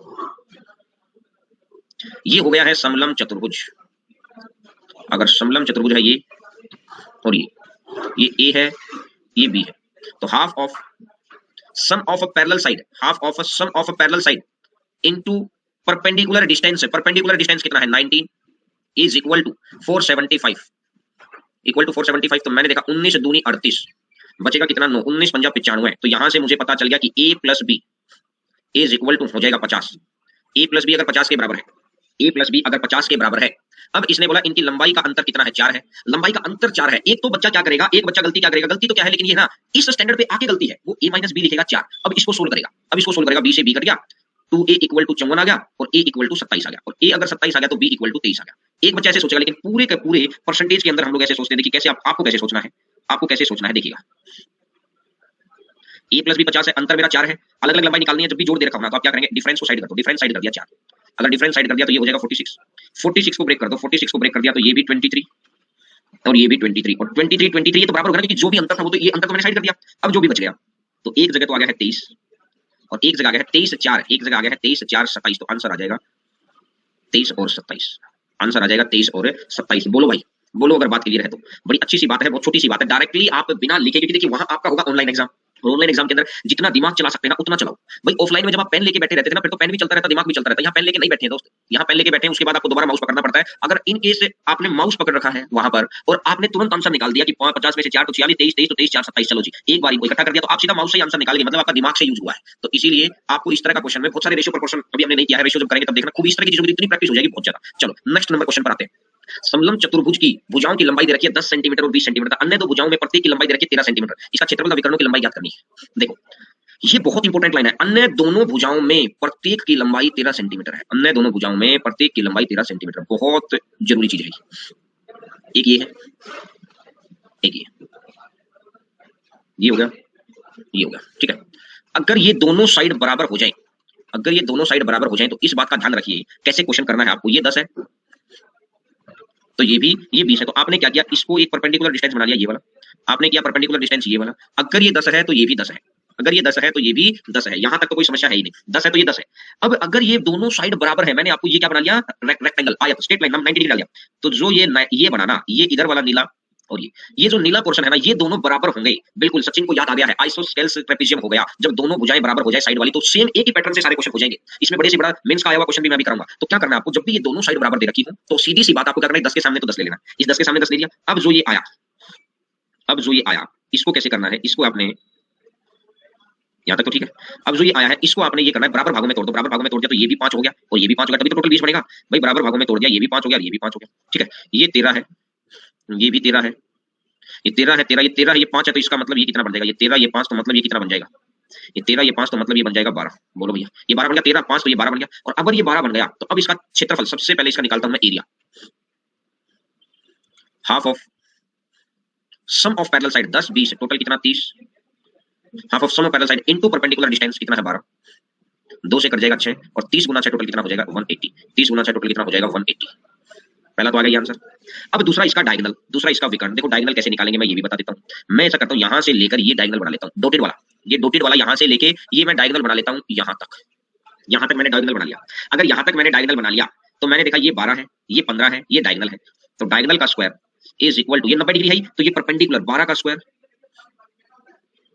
प्लस में 10 और 5 15, 10 और 5 15, 12 का स्क्वायर प्लस में 15 का स्क्वायर। तो डायगोनल कितने के बराबर आ जाएगा, 12 का स्क्वायर 144, 15 का स्क्वायर 225, ये 144 है, ये 225 है, तो 5 4 9, 4 2 6 और 2 1 3, तो आ जाएगा √369। आंसर आ जाएगा √369। बोलो अगर बात क्लियर है तो √369 √369। बोलो क्लियर हो गया। डायगोनल का फॉर्मूले की क्या जरूरत है, डायगोनल का फॉर्मूला याद है आपको डायगोनल के स्क्वायर का फॉर्मूला, डायगोनल का तो इसका थोड़ी कोई फॉर्मूला होता है, इसमें इसी पैटर्न से होता है। आपको गलती से ये याद आ गया है, मेरे को पता है, शुरुआत ये वाला, ये लेकिन मेरे भाई ये पैरेललोग्राम का है, मुझे पता है। शुरुआत में थोड़े थोड़े कंफ्यूजन बनते हैं दिमाग में, सर ये होगा। नॉर्मल चीजों से सोचते रहो, अपने आप चीजें याद होती चली जाएंगी, कुछ नहीं याद करना। जैसे ही इक्वल भुजा दे रखी हो तो फिक्स है, सबसे पहला प्रोसेस है रेक्टेंगल बनाओ, रेक्टेंगल के बाद ये दोनों बराबर हो जाएंगी, दोनों बराबर हो जाएंगी तो पाइथागोरस लगा के आंसर निकाल दो। पाइथागोरस नॉर्मल पैटर्न से सोचते रहो। चलो देखो इस क्वेश्चन को करने का प्रयास करते हैं। समान समलंब चतुर्भुज की दो भुजाएं दे रखी हैं, समलंब चतुर्भुज की भुजाएं दे रखी है, एक 25 है, एक 45 है, एक 25 है, अगला 45 है। अगली बार उसने क्या बोला, अन्य दो भुजाओं में प्रत्येक की लंबाई 15 है, अन्य दो भुजाओं में प्रत्येक की लंबाई 15 है, तो ये भी 15 और ये भी 15। अन्य दो भुजाओं में प्रत्येक की लंबाई 15 है तो इसका मतलब ये भी 15 और ये भी 15। तो यहां अगर मैं देखूंगा, अगर मैंने यहां देखा तो ये 15 और 15 जब दोनों बराबर हो जाए तो सबसे पहला काम है रेक्टेंगल बना लो, सबसे पहला काम है रेक्टेंगल बना लो। रेक्टेंगल में आमने सामने की भुजाएं बराबर होती है, 25 हो जाएगा, इसकी बाद में निकाल लेंगे, ठीक है। यानी ये जो दोनों साइड के टुकड़े बच गए ना, जो मैंने नीले कर दिए, ये जो दोनों साइड के टुकड़े बच गए, ये टुकड़ों की लंबाइयां देख लो, ये जो दोनों साइड में टुकड़े बच गए, ये टुकड़ों की लंबाइयां देख लो। तो देखो अब मैंने बोला कि ये 45 है, 45 है तो 10 ये रह जाएगा और 10 ये रह जाएगा, 25 10 35 35 10 45, 25 10 35 35 10 45, तो बोलो ठीक है। तो अब अगर मैं देखो 15 है, ये 10 है, ये 15 हो गया, ये 10 हो गया, तो 15 का स्क्वायर 225, 10 का स्क्वायर 100, 225 में से 100 गया तो ये आ जाएगा √125, और √125 को मैं कर सकता हूँ 5 √5, √125 को मैं लिख सकता हूँ 5 √5, √125 को अपन लिख सकते हैं 5 √5। बोलो यहाँ तक बात अगर क्लियर है तो 5 √5 क्लियर हो गया सभी को बात। और अगर ये 5 √5 आ गया, अगर ये 5 √5 आ गया तो आपको क्या करना है, सिंपल क्षेत्रफल तो आपका निकल ही जाएगा। एरिया कितना होगा, सबसे पहले तो आप एरिया निकाल दो, half of sum of parallel side. बताओ इसका एरिया बताओ, एरिया क्वेश्चन में तो आंसर दे भी दिया है, half of sum of parallel side 45 और 25 70 इनटू में परपेंडिकुलर डिस्टेंस है, परपेंडिकुलर डिस्टेंस है 5 √5, तो 2 से कटेगा 35 और 2 से अगर 35 कट जाएगा तो 30 50 150 और 5 50 25, 175 √5, ये आ जाएगा 175 √5, ये तो आ जाएगा इसका एरिया। अब आगे निकालते हैं इसका डायगोनल, आगे निकालते हैं इसका डायगोनल। डायगोनल के लिए इसको कर दो डॉटेड, तो डायगोनल के लिए क्या करेंगे कि डायगोनल का स्क्वायर इज इक्वल टू 25 10 35 का स्क्वायर और प्लस में 5 5 25, ये चलो मैं ऐसे लिख देता हूँ, 5√5 का स्क्वायर, डायगोनल का स्क्वायर इक्वल टू 35 का स्क्वायर प्लस 5√5 का स्क्वायर। यहाँ से आपने देखा 35 का स्क्वायर निकालना आता है क्या? 35 गुना 35 आता है, लेकिन लास्ट में जिसके 5 होता है ना उसको कैसे निकालते हैं ये मैं बता तो बहुत बार चुका हूँ। हाँ बिल्कुल, केस में सही आंसर देखिए 5 है तो ये कर दो 25, और 3 है ना तो 3 की अगली संख्या 4, 4 तिया 12, ये हो जाएगा 12 25, ये हो जाएगा 12 25 प्लस में 25 5 का स्क्वायर 25, तो ये आ जाएगा 125, और इसका निकाल दो under root is equal to कितना है डायगोनल, तो डायगोनल कितना बनेगा? डायगोनल बन जाएगा 12 25 प्लस 125, 12 25 में 100 जोड़ दो 13 25, 13 25 में 25 और जोड़ दो तो 1350, तो आंसर आ जाएगा 1350, आंसर आ जाएगा 1350। ठीक है, इसको अगर आगे जो भी है वो तो जिस हिसाब से जो भी करना चाहे कर सकते हैं, लेकिन आपको तरीका अब एक बात समझ में आ गई है कि अगर साइड वाली दोनों भुजाओं की लेंथ बराबर है तो क्या करना है? बोलो, ये बात आपको समझ में आ गई भाई? क्वेश्चन, इस क्वेश्चन को भी थोड़ी देर बाद करेंगे, लेकिन आप क्वेश्चन पढ़ लो बस एक बार। समानांतर भुजाओं की लंबाई दे रखी है, असमानांतर भुजाओं की लंबाई भी दे दी, यानी अलग अलग दे दी, यानी मैंने क्या किया है? अलग अलग दे दी, अलग अलग दे दी भाई साहब। ठीक है, वैसे तो देखो तरीके से तो आप निकाल सकते हैं, एक तो तरीका होता है बाई हिट एंड ट्रायल, लेकिन मैं आपको इसका एक तरीका और सिखाऊंगा। एक तरीका होता है बाई हिट एंड ट्रायल, कैसे? जैसे ये 60 है तो मैंने अपनी तरफ से क्या किया है? मैंने अपनी तरफ से ये मान लिया, अपनी तरफ से ये 60 आ गया। अब ये क्या कह रहा है कि 30 बच गया, इधर और इधर मिला के 30 बच गया। अब ये 40 है और ये 50 है, तो अगर ये ए होगा तो ये 30 माइनस ए होगा कि नहीं होगा, या अगर एक्स होगा तो ये 30 माइनस एक्स होगा कि नहीं होगा? बोलो भाई दोस्त, बोलो ये बात क्लियर है? तो ये एक्स अगर होगा, अगर ये एक्स है तो ये 30 माइनस एक्स होगा कि नहीं होगा? बोलो बात क्लियर है? और अगर यहां से मैं एच निकालता हूं, जो ये एच है, ये जो एच निकलेगा यहां अगर मैं एच रखता हूं, ये जो एच निकलेगा कैसे निकलेगा? 40 के स्क्वायर में से एक्स का स्क्वायर घटा दूं, ये जो एच निकलेगा 40 के स्क्वायर में से एक्स स्क्वायर घटा दो तो आ जाएगा ए इज इक्वल टू 50 के स्क्वायर में से 30 माइनस एक्स घटा दो, 30 माइनस एक्स से घटा दो। बोलो बात क्लियर हो गई? अब अगर मैं यहां से देखता हूं, इसको मैं इधर ले आता हूं, 50 का स्क्वायर माइनस 40 का स्क्वायर, 50 के स्क्वायर में से 40 का स्क्वायर घटाऊंगा तो ये तो बन जाएगा 2500 में से 1600 गया तो 900 बन जाएगा भाई दोस्त, 900। इसको मैं इधर ले आता हूं, ये तो बन जाएगा 900 इज इक्वल टू, इसको मैं इधर ले आता हूं, एक 30 के स्क्वायर ये है तो 30 का square 900 plus x square plus के एक्स स्क्वायर। कोई कैलकुलेशन मिस्टेक है क्या यार? अच्छा, कोई ना कोई तो मिस्टेक है ही, शायद कोई मिस्टेक कर गए अपन यहाँ पर, यहाँ तो कोई गड़बड़ नहीं है। इधर मैं ले आता हूँ, ये प्लस हो जाएगा तो 30 का स्क्वायर तो 900 ही आ गया, और प्लस का एक्स स्क्वायर आ गया, और माइनस का 60x आ गया। क्वेश्चन गलत परसेंट सही है, 100% सही है क्वेश्चन। तो इसी तरीके का एक ये भी क्वेश्चन मैंने यहाँ पे रख रखा है कि जब दोनों भुजाओं की लंबाई अलग अलग हो, एक की 20 दे रखी है, एक की 13 दे रखी है। अभी मैं करवाता हूँ ये क्वेश्चन आपको। अगर ये 25 बैठेगा तो इधर भी अगर मैं 25 ही बैठा दूं तो बचेगा 21, 13 में से बन जाएगा 5, तो कितना बन गया? 21। अगर मैं इधर ले लेता हूँ,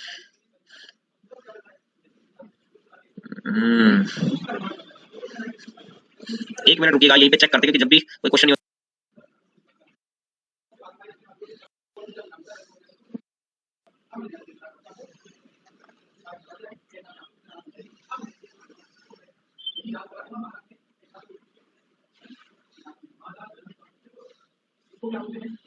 कुछ ना हो सकता है, या तो इनकी कुछ ना कुछ संख्याओं के अंदर गड़बड़ है। यहाँ से अगर पहले देखिए ये वाला क्वेश्चन देख लो, उस क्वेश्चन को मैं चेक करता हूँ, मैंने इस क्वेश्चन के अंदर कैसे संख्याएं सेट की है ये देखना। मैंने इस क्वेश्चन के अंदर कैसे संख्याएं सेट की है, मैंने अपनी तरफ से क्या देखा भाई, हिट एंड ट्रायल ये 25 है और ये 46 है। तो मैंने देखा कि अगर ये 25 है और ये 46 है तो पहले सबसे पहले काम क्या करना है, सामने वाली भुजा के ऊपर परपेंडिकुलर डालो, सामने वाली भुजा के ऊपर परपेंडिकुलर डालो, परपेंडिकुलर डालने से ये बन गया एक आयत, और आयत बनने से ये 25 है तो ये तो 25 हो गया। अब क्या हो जाएगा, अब जो ये 25 हुआ है तो अब क्या करना है कि जो साइड वाली दोनों भुजा बराबर तो नहीं है, और अगर साइड वाली दोनों भुजाएं बराबर नहीं है तो ये दोनों भुजा बराबर नहीं है, ये 21 बच गई क्योंकि 46 थी ना, तो 21 बच गई भाई हिट एंड ट्रायल। अगर ये 13 है तो मतलब ये 20 है, तो मतलब मुझे एक बात पता है, ये 90 डिग्री तो होगा ही होगा, और अगर 90 डिग्री यहाँ होगा ही होगा, 90 डिग्री अगर होगा ही होगा तो इसका मतलब यहाँ पर मेरा अगर 5 है तो यहाँ पर 12 आएगा। अब हाइट दोनों तरफ से 12 होनी चाहिए, और हाइट अगर ये भी 12 आ गई तो 20 12 तो ये 16 हो जाएगा, और 16 5 ये 21 मैच भी कर गया, 16 5 21 ये मैच भी कर गया, और अगर ये मैच कर गया तो बहुत अच्छी बात है। तो मुझे ये कहानी यहाँ से समझ में आ गई कि जब दो असमानांतर भुजाएं होती हैं तो आपको by hit and trial method, ठीक है, और बाई हिट एंड ट्रायल अब तो आप कुछ भी निकाल सकते हैं, अब तो किसी चीज में दिक्कत नहीं है। अब तो अगर आपको इसका एरिया निकालना तो एरिया निकाल दो, जब हाइट पता लगी गई है तो half of parallel side into में परपेंडिकुलर डिस्टेंस 12 तो आ जाएगा ये एरिया, और एरिया आने के बाद अब इसका डायगोनल भी निकाल सकते हैं। डायगोनल डायगोनल निकालना भी बड़ा आसान हो गया अब तो, ये वाली चीज तरीके वही है, बस उसके अंदर ये दोनों साइड बराबर नहीं होती, बस ये निकालेंगे नहीं हो रहा। अगर ये आयत बनके नहीं हो रहा तो एक बार आप क्लिक करेगा ये बात, ठीक है, जो मेरे दिमाग में करने लग रहा है अब ये होगा भाई समलम। तो आप इसको क्या करो, तो ये 60 पैरेललोग्राम बना लो। तो इसने बोला अगर ये 50 है तो ये 40 है, ये 40 है तो ये भी 40 है, और ये आ गया 30। पैरेललोग्राम बना लिया आपने। अगर आपने पैरेललोग्राम बना लिया तो पैरेललोग्राम निकालने से इस पैरेललोग्राम का एरिया तो आप निकाल ही सकते हैं, इस पैरेललोग्राम का एरिया तो आप निकाल ही सकते हैं। बोलो भाई इस पैरेललोग्राम का एरिया कैसे निकलेगा, एरिया निकालना आता है हाइट डाल दो इसमें, बिल्कुल बिल्कुल मैं यही कहना चाह रहा हूं आपको। इसके अंदर हाइट का ऑप्शन आ जाएगा आपका। इसके अंदर हाइट का ऑप्शन कैसे आएगा, यहां से एक बार आप करके देख लेना, बाकी अगर नहीं होगा तो मैं इसको कल करवा दूंगा। फिर इसमें से हाइट का ऑप्शन बाई हीरोज फार्मूला, इस ट्रायंगल का बाई हीरोज फार्मूला, इस ट्रायंगल का वो निकाल देना area, by heroes formula triangle का एरिया निकाल देना, और हाफ ऑफ बेस, बेस इसका 30 है, बेस इनटू हाइट निकाल देना। हाइट निकल जाएगी, और हाइट निकल जाएगी तो सारा काम हो जाएगा। अगर हाइट ही निकल जाएगी तो सारा ही काम हो जाएगा। बोलो बात क्लियर हुई क्या? इस तरह से एक बार करके देख लेना, लेकिन इस तरीके से कि भाई ये रेक्टेंगल बना के कैसे होगा, इस तरीके से भी करेंगे। बाकी अभी अगर रेक्टेंगल के थ्रू हमारा नहीं आ रहा, चीज कुछ ना कुछ अच्छाई के लिए होती है। अगर वो कुछ हम लोगों ने नया ही सीखा, इसके अंदर कुछ ना कुछ कारीगरी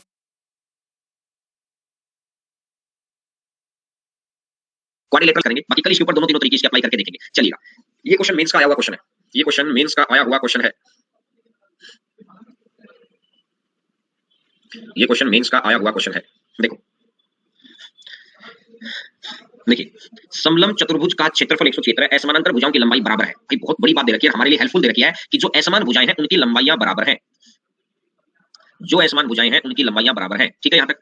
समलंब चतुर्भुज की ऊंचाई दो समानांतर भुजाओं के योग का 2/11 गुना है। समलंब चतुर्भुज की ऊंचाई दो समानांतर भुजाओं के योग का 2/11 गुना है। तो मैं ये कहता हूं योग का, अगर योग और समांतर भुजाओं का अनुपात दे रखा है 4:7, तो मैं ये देखा कि ये 2 आ गया, ये 4 है। अगर मैं इसको 4x मान लेता हूं तो इसको मैं 7x मानूंगा, और इसको 4x और इसको 7x है, तो इनको जोड़ का 2/11, तो इसका मतलब ये कितना हो जाएगा, ये 2x हो जाएगा। बोलो भैया, ये बोलो, क्योंकि दोनों के जोड़ का 2/11 जोड़ हो गया 11x, 11x का 2/11, 11 से 11 कट जाएगा तो कितना बन जाएगा, 2x आ जाएगा। 11 से 11 कट जाएगा तो कितना आ जाएगा, 2x आ जाएगा। अब ये कहता है कि half of sum of parallel side 11x into perpendicular distance 2x is equal to कितना है, 176। 2 से कटेगा 2 बार, 11 से कटेगा 1 और 6 16, तो एक्स स्क्वायर इक्वल टू 16 है। अगर मैं यहां से देखता हूं एक्स स्क्वायर इक्वल टू 16 है, और एक्स स्क्वायर इक्वल टू 16 आ गया तो एक्स इक्वल टू कितना बन जाएगा, 4 बन जाएगा। एक्स स्क्वायर इक्वल टू 16 आ गया तो एक्स इक्वल टू 4 बन जाएगा। एक्स इक्वल टू 4 आ गया तो सब कुछ आ गया। अब एक्स इक्वल टू 4 आ गया तो ये सब कुछ आ गया। तो अब तो मैं ये कह सकता हूं, तो ये 16 हो जाएगा, 4 गुना 4 16, ये 16 हो जाएगा। मैं नीले कलर से लिख देता हूं यहां पर, ये 16 हो जाएगा, और ये 16 है तो हाइट कैसे निकालेंगे, ये भी 16 हो जाएगा। वैसे निकालने की जरूरत ही नहीं है, हाइट कितनी दे रखी है, ये 16 है, ये 28 है, और हाइट कितनी है, दोनों के जोड़ का 28 से 16 मतलब x 4 है तो 44, 44 का 2/11, यानी x 4 है तो हाइट कितनी है, 8 है, हाइट 8 है। तो आपको एरिया निकालना half of sum of parallel side 11 गुना 4 44, sum of parallel side into perpendicular distance.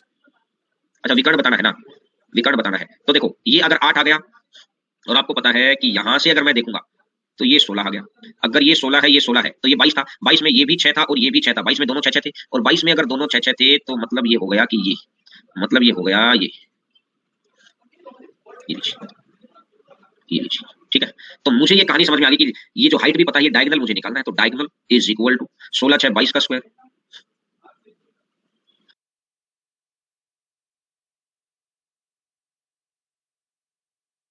और इसका अंडर रूट कर दो। 22 का स्क्वायर करूंगा तो 484, 8 का स्क्वायर करूंगा तो 64, और 484 और 64 और इसका under root equal to diagonal आ गया। तो 4 4 8 548, रूट 548 इसका आंसर आ जाएगा। बोलो, अंडर रूट 548 इसका आंसर आ जाएगा, रूट 548 इसका आंसर आ जाएगा।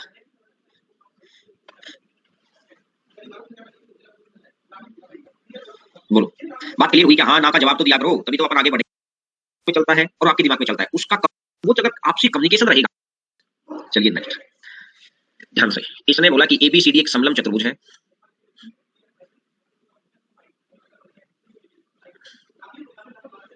इसने बोला ये ए, ये बी, ये सी और ये डी, एबीसीडी एक समलंब चतुर्भुज है। ए बी पैरेलल है सीडी के, ये बीसी आएगा, ए बी पैरेलल है, चलो वो तो बराबर ही बात है। पी और क्यू क्रमशः एडी और बीसी के मध्य बिंदु है।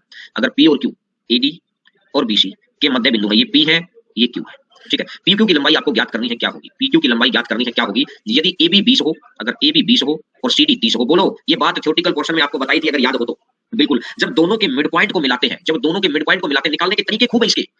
अगर मैं तरीकों की बात करूं कि सर एक तरीका तो बताई दो, जब भी किसी, मैंने ये लाइन लगा ली, जब भी किसी भुजा के एक ट्रायंगल बन गई, triangle A D B, triangle A D B, A D B, ठीक है, तो 20 का आधा कितना 10, और 30 का आधा कितना 15। ये हमेशा क्या होता है कि मिड पॉइंट को मिलाने वाली रेखा तीसरी भुजा के, यानी सामने वाली भुजा के आधी होती है। मिड पॉइंट को मिलाएंगे तो आधी होगी, तो 20 है तो ये 10 हो जाएगी। इसी हिसाब से ये 30 है तो ये 15 हो जाएगी, तो 15 10 कितना हो जाएगा, 25 हो जाएगा। तो इस हिसाब से मैं डायरेक्ट भी कह सकता हूं, ये तो अगर तरीके से निकालना चाहे तो ये है, और अगर बिना तरीके से निकालना चाहे कि भैया पी क्यू क्या होगा, तो पी क्यू क्या होगा, पी क्यू हो जाएगा 20 प्लस 30 डिवाइडेड बाई 2, 20 30 50, 50 बटा 2 तो कितना बन जाएगा 25,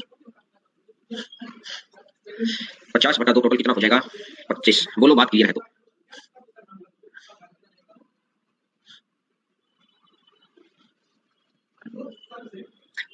आप कौन कौन से टॉपिक्स पढ़ाते हो? टॉपिक क्या पूरा मैथ ही पढ़ाते हैं भाई?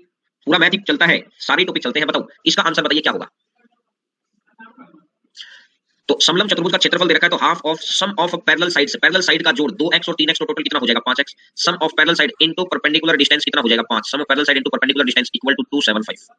Half of sum of parallel side 2 3 5x और ये है, तो यहां से अगर मैं देखूंगा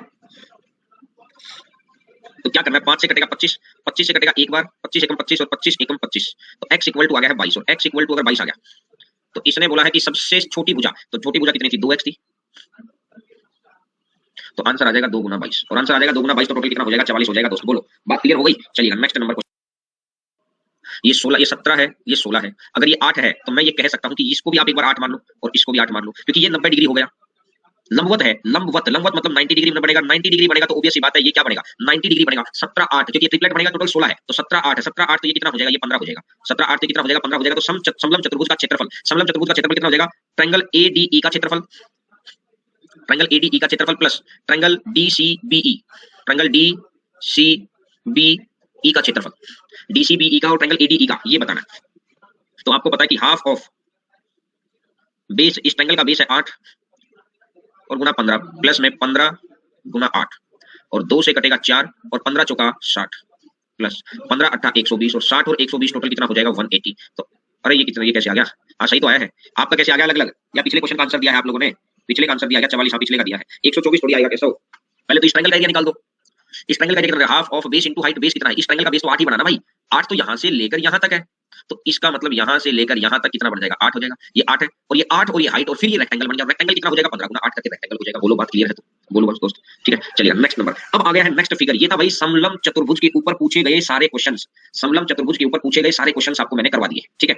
चलिए नेक्स्ट, तो नेक्स्ट के ऊपर आते हैं समबाहु त्रिभुज, समबाहु त्रिभुज इक्विलैटरल ट्रायंगल, यहां से चीजें स्टार्ट होती है, नेक्स्ट नेक्स्ट चीज यहां से स्टार्ट होती है इक्विलैटरल ट्रायंगल, ठीक है। बताओ समबाहु त्रिभुज की प्रत्येक भुजा, तो इसके अंतःवृत्त और बाह्यवृत्त का क्षेत्रफल, तो सबसे पहला मुझे पता है अंतःवृत्त क्या होता है, अंतःवृत्त का रेडियस क्या होता है, रेडियस होता है a डिवाइडेड बाई 2√3, तो यहां से मैं देखता हूं 42 √3 डिवाइडेड बाई 2√3, √3 से √3 कट गया, 2 से कटेगा 21, √3 से √3 कट गया तो 2 से कट गया 21, तो ये आ गया 21 आ गया।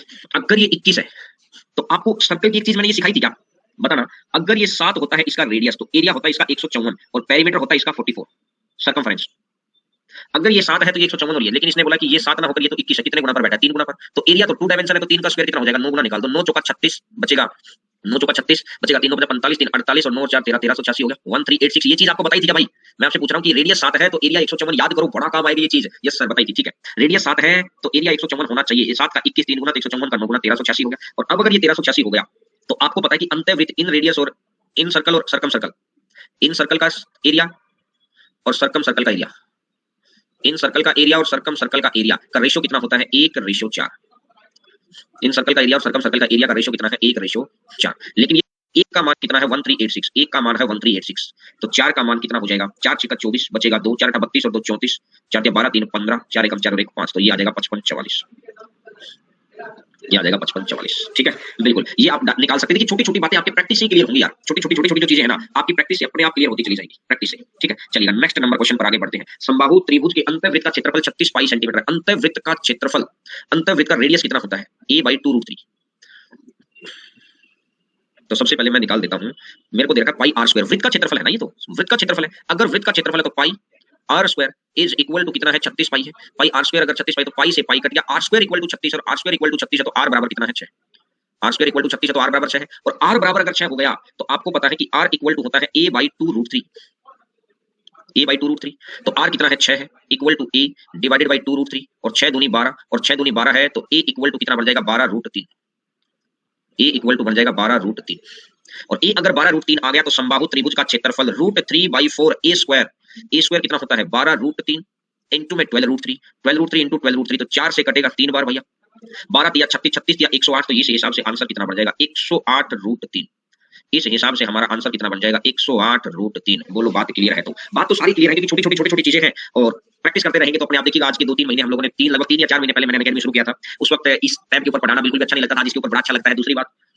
दूसरी बात क्या है कि यहाँ पर भी धीरे धीरे राइटिंग बोर्ड के जैसी हो गई है, 90% वैसी हो गई है जैसा बोर्ड के ऊपर होती है, ठीक ठाक से आपको समझ आ जाता है। तो शुरुआत में तो मेरे फ्लो हैंड में आ गई है, ठीक है। चलिएगा, देखिए अच्छी तो थैंक यू, लेकिन अभी वो बोर्ड जितनी तो नहीं आती है यहाँ पर भी, लेकिन ये है कि प्रयास करता हूँ मैं उसके जैसा करने का, धीरे धीरे और सुधर जाएगी। चलो मुझे इसका आंसर बताइए, क्योंकि बोर्ड जितनी आएगी उस दिन बड़ा अच्छा लगेगा।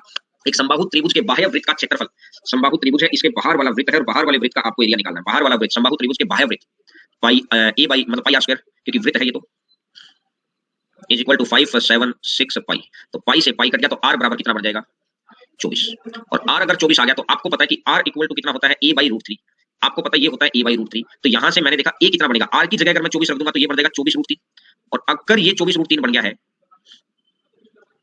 तो समबाहु त्रिभुज, समबाहु त्रिभुज कितना बन जाएगा root 3 by 4 A square, A square का मतलब कितना हो जाएगा 24 रूट 3 गुना में 24 रूट 3, 24 रूट 3 गुना 24 रूट 3, तो 4 से काटेंगे 6 बार, 4 से काटेंगे 6 बार, 24 का 144, 144 गुना 3 तो 432, 432 रूट 3, आंसर आ जाएगा 432 अंडर रूट 3, 432 रूट 3, आंसर आ जाएगा 432 अंडर रूट 3।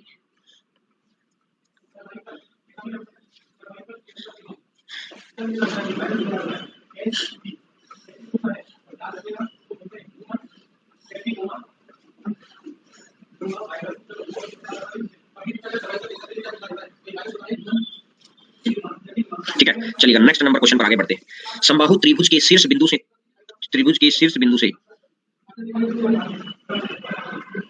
तीनों भुजाओं पर, शीर्ष बिंदु से नहीं, किसी त्रिभुज के अंदर किसी बिंदु से, शीर्ष बिंदु नहीं, त्रिभुज के अंदर आएगा ये, यहाँ क्या आएगा, यहाँ मैं लिख देता हूँ समबाहु त्रिभुज के अंदर बिंदु से, अंदर आएगा ये, अंदर थोड़ा थोड़ा दिखाई दिया क्या कि दो बार लिखूंगा, मैं इसको यहाँ लिख देता हूँ, इसका रिजल्ट आपको याद आना चाहिए, लेकिन अगर रिजल्ट याद है तो आपका इसका आंसर फटाक से आएगा, इसकी जगह है अंदर, समबाहु त्रिभुज के अंदर बिंदु से तीनों भुजाओं पर डाले गए लंब, तो आपको पता है कि इसका रिजल्ट क्या होता है, ये क्या कह रहा है कि एक समबाहु त्रिभुज है, एक इसके ऊपर परपेंडिकुलर डाल दिया, एक इसके ऊपर परपेंडिकुलर डाल दिया, एक इसके ऊपर परपेंडिकुलर डाल दिया, तीनों से, ठीक है। अगर तीनों से अपन ने परपेंडिकुलर डाला तो क्या होगा, ए इज इक्वल टू कितना होता है 2 by root 3 P1 plus P2 plus P3, 2 by root 3 P1 plus P2 plus P3, यही तो होता है। तो P1 perpendicular 1 2 root 3, perpendicular 2 3 root 3 और perpendicular 3 4 root 3, P1 plus P2 plus P3, ठीक है। तो यहां से अगर मैंने देखा कि ये कितना हो जाएगा 3 2 5 5 4 9 9, तो ए इज इक्वल टू कितना हो जाएगा 2 by root 3, 2 by root 3 into में 3 2 5 4 9, तो ये आ जाएगा 9 रूट 3, और रूट 3 से रूट 3 कैंसिल, तो ए इक्वल टू कितना आ जाएगा 18, और ए बराबर अगर 18 आ जाए, अगर ए इक्वल टू 18 आ जाएगा तो पेरीमीटर, परिमाप 3 गुना 18, 3 गुना 18 कितना हो जाएगा 54 हो जाएगा। बोलो भैया, बस जिस बच्चे को ये वाला तरीका याद है ना, उसके लिए कहीं भी कोई समस्या वाली बात नहीं है, जिसके लिए ये वाला क्वेश्चन याद है, ठीक है भाई, जिसके लिए ये वाला क्वेश्चन याद है उसके लिए समस्या कहीं भी नहीं है कि 2 by root 3 2 root 3 plus 3 root P1 plus P2 plus P3 आ जाएगा। चलिए नेक्स्ट, समबाहु त्रिभुज की भुजा की लंबाई है, इसमें एक और समबाहु त्रिभुज इस प्रकार बनाएगा कि समबाहु त्रिभुज दो समान क्षेत्रफल वाले भागों में बट गया, कि एक ये इक्विलैटरल ट्रायंगल है, इसके अंदर एक और बनाया गया है ये वाला, और ये कह रहा है कि जो दोनों एरिया है ना, जो ये वाला एरिया, जो इसके ये बाहर एरिया बच गया, ये वाला जहां मेरा कर्सर घूम रहा है अभी, ये वाला जो इसके आउटर में जो एरिया बचा हुआ है, जिसमें मैंने रेड रेड पानी भर दिया, जिसमें मैंने रेड रेड पानी भर दिया, ये वाला जो एरिया, ये दो समान एरिया वाले भागों में बट गया, जिसमें मैंने रेड रेड पानी भर दिया, ये वाले समान एरिया वाले भागों में बट गया, ठीक है। तो मुझे ये कहानी समझ में आई कि ये भी अगर एक है और ये भी एक है, अगर ये भी एक है और ये भी एक है, तो मैं कहता हूं कि अगर अंदर वाले त्रिभुज का एरिया एक है तो बाहर वाले पूरे बड़े वाले त्रिभुज का एरिया कितना होगा 2 होगा, अंदर वाले त्रिभुज का एरिया एक है तो बाहर वाले त्रिभुज का एरिया 2 होगा। तो अगर ये एरिया का रेशियो है तो मेरे को भुजाओं का रेशियो चाहिए है, साइड का रेशियो चाहिए है, ये है एरिया का रेशियो, और एरिया का रेशियो से मुझे चाहिए है साइड का रेशियो, और अगर साइड का रेशियो आ जाएगा तो अंडर रूट 1 का रूट तो 1 आ गया, और 2 का रूट तो अंडर रूट 2 आ जाएगा, तो आंसर आ जाएगा 1 रेशियो रूट 2, आंसर आ जाएगा 1 रेशियो रूट 2, बोलो आंसर आ जाएगा 1 रेशियो रूट 2।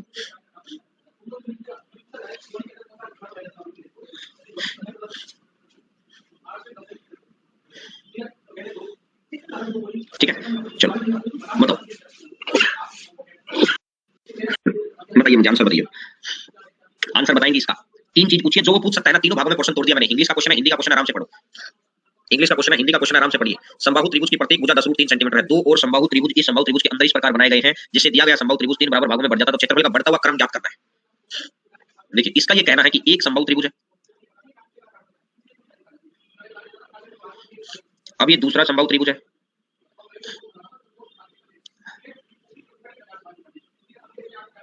और ये तीसरा समबाहु त्रिभुज है। अगर ये 3 समबाहु त्रिभुज है, इसने बोला कि सबके एरिया बराबर है, अंदर वाले ट्रायंगल का एरिया 1 है, बाहर वाले ट्रायंगल का एरिया दूसरे ट्रायंगल का एरिया 2 हो जाएगा, क्योंकि एक अंदर वाला और एक ये वाला, एक और फिर एक ये वाला, तो इससे बाहर वाले का एरिया 3 हो जाएगा। तो इसने बोला क्षेत्रफल का बढ़ता क्रम, क्षेत्रफल का बढ़ता क्रम, तो आंसर आ जाएगा 1:2:3। ठीक है। अगर मैं सेकंड क्वेश्चन पे बात करता हूं, इसने बोला कि भुजाओं का बढ़ता क्रम, भुजाओं का तो रूट निकाल दो, 1 है, 2 का रूट कितना हो जाएगा √2, और 3 का रूट कितना हो जाएगा √3, 2 का रूट हो जाएगा √2 और 3 का रूट हो जाएगा √3, तो आंसर आ जाएगा 1:√2:√3। बोलो दोस्त। और सबसे छोटे त्रिभुज की प्रत्येक भुजा की लंबाई, ये आ गया दूसरा। और अब अगर मैं बात करता हूं तीसरे नंबर पॉइंट की, अब अगर मैं बात करता हूं तीसरे नंबर, साइड का रेशियो आ गया भाई सबके, ये इसकी साइड 1 है तो इसकी साइड √2 है तो इसकी साइड √3 है, लेकिन इसने सबसे बड़े की दे रखी है तो अपन इसको √2 से मतलब ही नहीं है बीच में। अगर सबसे छोटे की 1 है तो सबसे छोटे की आएगी √3, लेकिन इसने बोला ये √3 ना होकर ये है कितना, ये 10√3 है। कितने गुना पर बैठा है, 10 गुना पर बैठा है, और इसका अगर 10 गुना है तो एक का भी 10 गुना कितना हो जाएगा, 10 हो जाएगा। एक का भी 10 गुना कितना हो जाएगा, 10 हो जाएगा, तो आंसर आ जाएगा 10। देखिए 3 चीजें ही पूछ सकता है, मैंने एक ही क्वेश्चन के अंदर तीनों चीजें करवा दी है कि जो वो 3 चीजें हमसे पूछ सकता है। क्या क्या वो हमसे पूछ सकता है, ये साइड का रेशियो, वो हमसे पूछ सकता है वो ये रेशियो, और वो हमसे पूछ सकता है ये वाला रेशियो। बोलो बात क्लियर हो गई। चलिए नेक्स्ट नंबर क्वेश्चन पर आते हैं। एक समबाहु त्रिभुज की प्रत्येक भुजा की लंबाई 20 सेंटीमीटर है। इस त्रिभुज में 3 समबाहु त्रिभुज इस प्रकार बनाए गए कि यह त्रिभुज 4 समान भागों में बट जाता है।